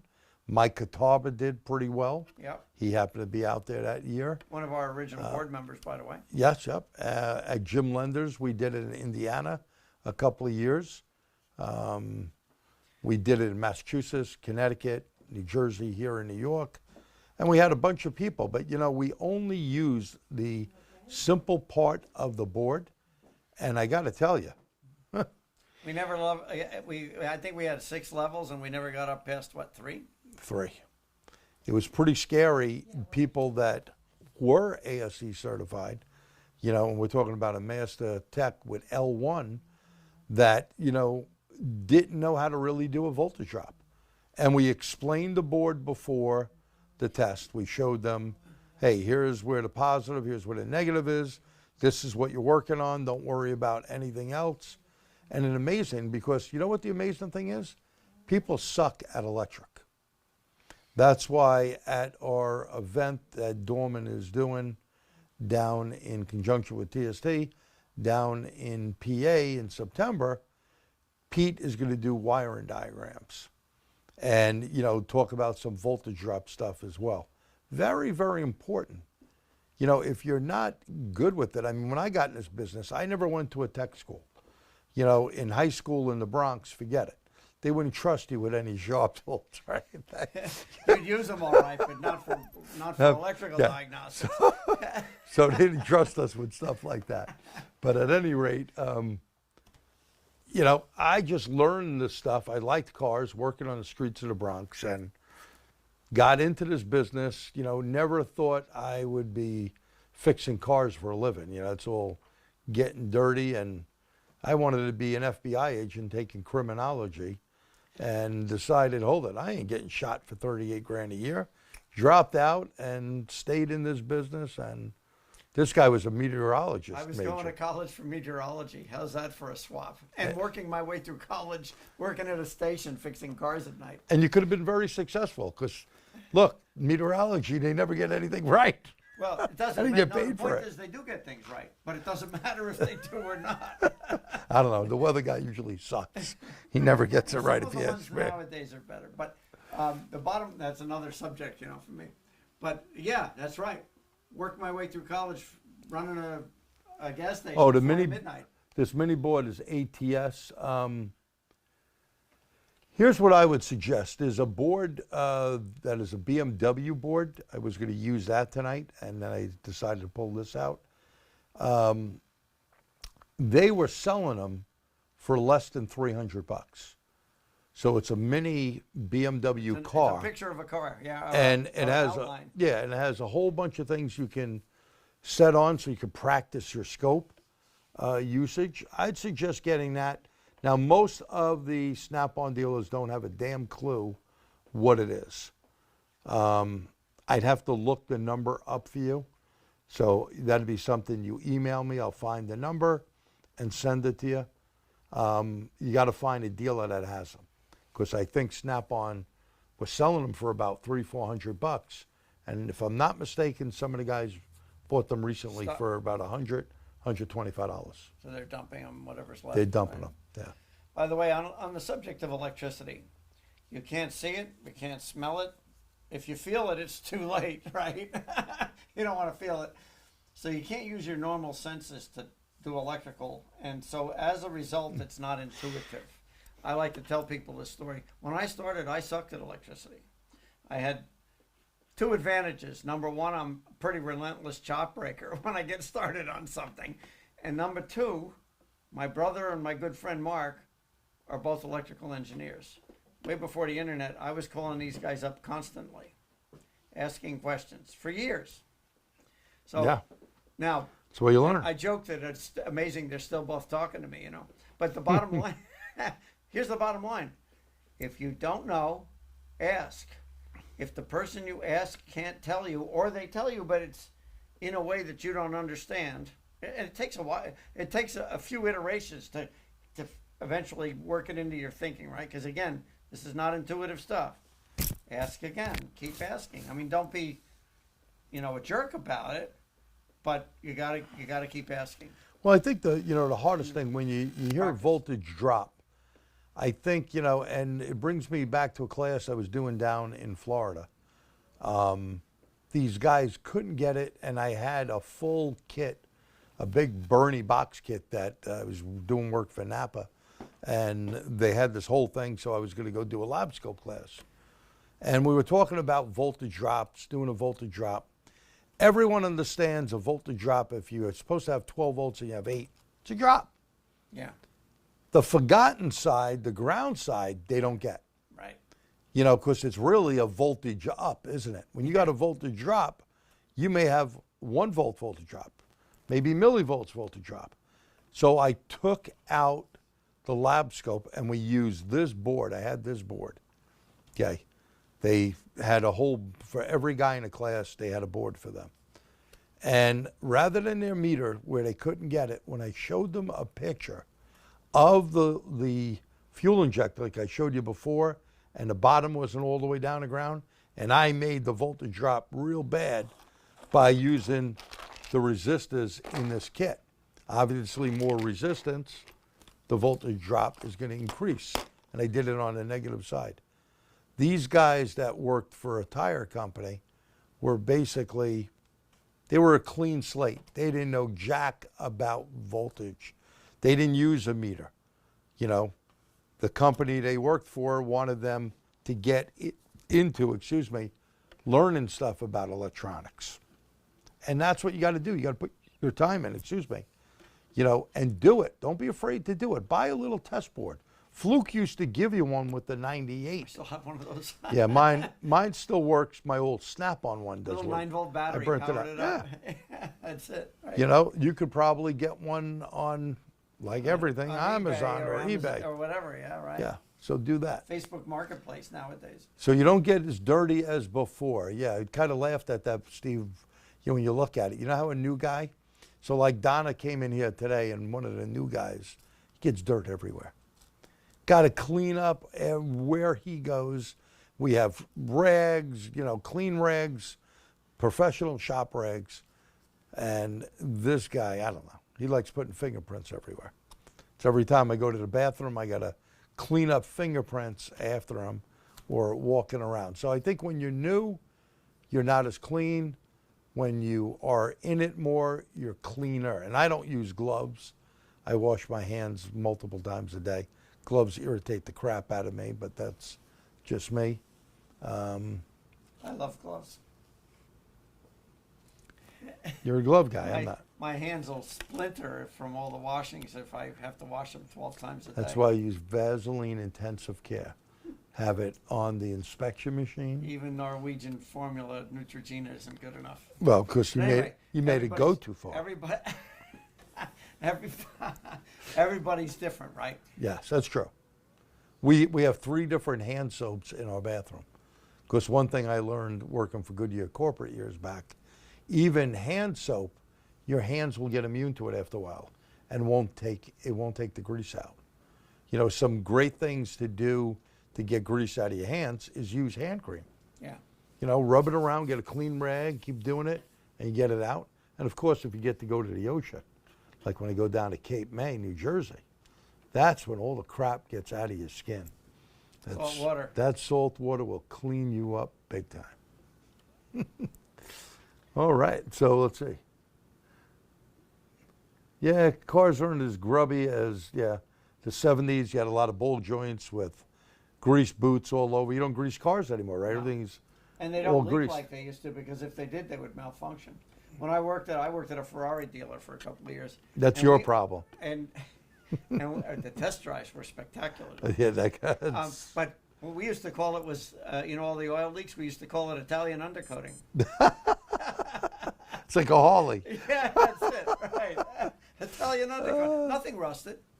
I mean, it was a mess, but nothing rusted. Yeah, that is true. But nowadays, if a car leaked like that, it would also get false air. It would never run right. It would have all kinds of problems, right? I remember the first time I worked on a Porsche, and it was not running well.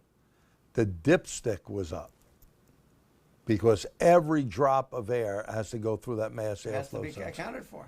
And, who knows that? If you're a domestic guy, you're like, I don't know that, right? Or, as Pierre knows, you can get a front main seal, rear main seal, or you see people put multiple valve cover gaskets on, tons of RTV with the new gasket, and it still leaks. You have a breathing problem. It doesn't have a PCV valve, but it has a breathing problem. BMW is generous with the manometer readings for good running motors. Okay, when even Volkswagen, Audi, you could find them, Mercedes, good luck. They don't like doing that. By the way, with BMW, you do have to look them up. There's different numbers for, There's different- oh, yeah. for different engine Oh, families. yeah, Quite yeah, a few yeah. numbers. But And- they release the information. Yeah, they do. I have yeah, a but they publish BMW it. spec sheet. They They publish it, which is good. Now, by the way, as an industry, one of the vacuum leaks that has been But a missed, diesel. has been misdiagnosed many times, is the brake power booster. And guys put smoke in the intake manifold, but you're not going to find a leak in your booster that way because it has a one-way check valve. And let's also say on a lot of Euro cars, the power booster hose going to it is not all cylinder vacuum. No. So that is another problem. Always remember this. Anything where fuel is going to go in, like a purge valve or a PCV, That could be a leak. that right there is manifold vacuum Yeah. because they're fueling in there, right? Yeah. So there is something that, if you didn't know that, write it down. Don't go to the power booster. A lot of people want to clean like cats, and they go, I'm going to use the power booster hose. Well, probably just clean a couple of cylinders out. That's right. You're not doing them all. By the way, there were some engine families, the car, well, if you're a BMW guy, E39 body, You should do a class the on six-cylinder, right? case pressure. and Oh, the brake power booster I like was that, Daniel. right in line with cylinders 4 and 5. And if people got pine needles, I love pine needles. They make such a mess. They The suck. drainage for the well around the booster was so poorly drained, had little teeny slits, that if it filled with pine needles, the makeup air for the brake booster was not inside the passenger compartment. It was in the well. Now, after you filled it up with water after a heavy rain or a car wash, because the needles plugged up the drain, now it was makeup water. Yep. And the first time they hit the brakes, it was a tandem booster, right? Two two Yep. diaphragms. The first time you hit the brakes, you went from the water to the first gap. The second time you hit the brakes, you hydrolocked the motor, blew it up. Now, funny you said that. Now, on a Porsche, and I wrote an article in Motor Age about it, this guy, Paul, he now moved down south, he'd park his Porsche outside, and there'd be pine needles and stuff. His drains would be clogged. So, you know, pretty dry around here most of the time. Not lately, but the Yeah, past we've year had or some so he- has been we've had some heavy super rains heavy lately. rains. But for a while, it was super dry. Then we got some rain. So we had done brakes on his car, put all Porsche stuff on it. We bought him right from the dealer. You know, we did front and rear brakes. Guy loved it, felt great, yada, yada, yada. He comes by a couple of months later, and we started to get a lot of rain. Goes, my brakes, when I hit the pedal, they're stopping good, but I hear this squishing noise. Oh boy, So I'm like, what the hell's this he guy had talking that about? exact problem. I cut the booster open. The water was almost up to the vacuum where he was going to. In fact, And- I had that booster around And here by for the years. way, talk about a risk, because it happened to one of those customers with the water. It got cold. It was in the fall. Now your brake booster doesn't have water in it. It has ice, Oh, nice. and it locks. The Nice pedal. stopping. Oh, you can't move the pedal. But here's the problem with customers. So, you know, there was water in the master cylinder. Of course, it got in the booster and was pushing it through. We had to bleed everything out, new power booster and new master, cleaned everything out, everything was good. Now, we told the guy, cover your car. Yeah. Oh, no. You know what happened about 2 years later? Same thing. Comes in on the back of a hook. The freaking drains are all clogged again. This time, his car ain't running. He needed, I think we spent about $6,000 in computers. All the water went He's lucky. inside. He's lucky he didn't hydrolock it like my customers did. Unbelievable. Right, if you The one guy, the guy who had ice because it was late in the year, the car was hot when he hit the brakes finally. Catalytic converter's nice and hot. Hydrolocked it, bent rods, nice. but the water went through the engine and it took out both catalytic converters too. Might as well. Thermally shocked it. Oh, That'll do it. That was a big job. So these are things now, what's his name? Daniel said we should do a class on crankcase using digital manometers. That's a good idea. Yeah, we use a pile digital manometer. We use the oil cap setup from AGA. Yeah, that's a nice thing. The only thing, you got to be careful on some of the cars, you can't get it down enough, so we use an oil funnel system thing Right. to pick it up higher. Right. And it works good as long as the seal is good, right? If you're sloppy on it, of course, it ain't going to be good. And when you have the manometer readings, it really is easy to do.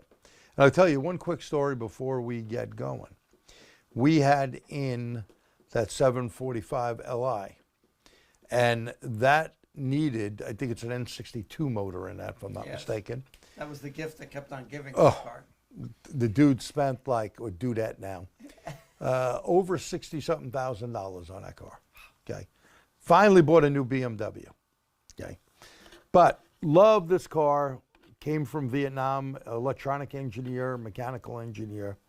And make a long story short, just would put money into it, would go, not worth it. But at any rate, needed valve covers. And the manometer reading was pretty lousy. We ordered the valve covers, and I'll say where they were from. We bought them from Whirlpack, they're BMW. So it came with a whole setup for the diaphragms that are on there. Yep. But one thing we noticed, it only had one diaphragm.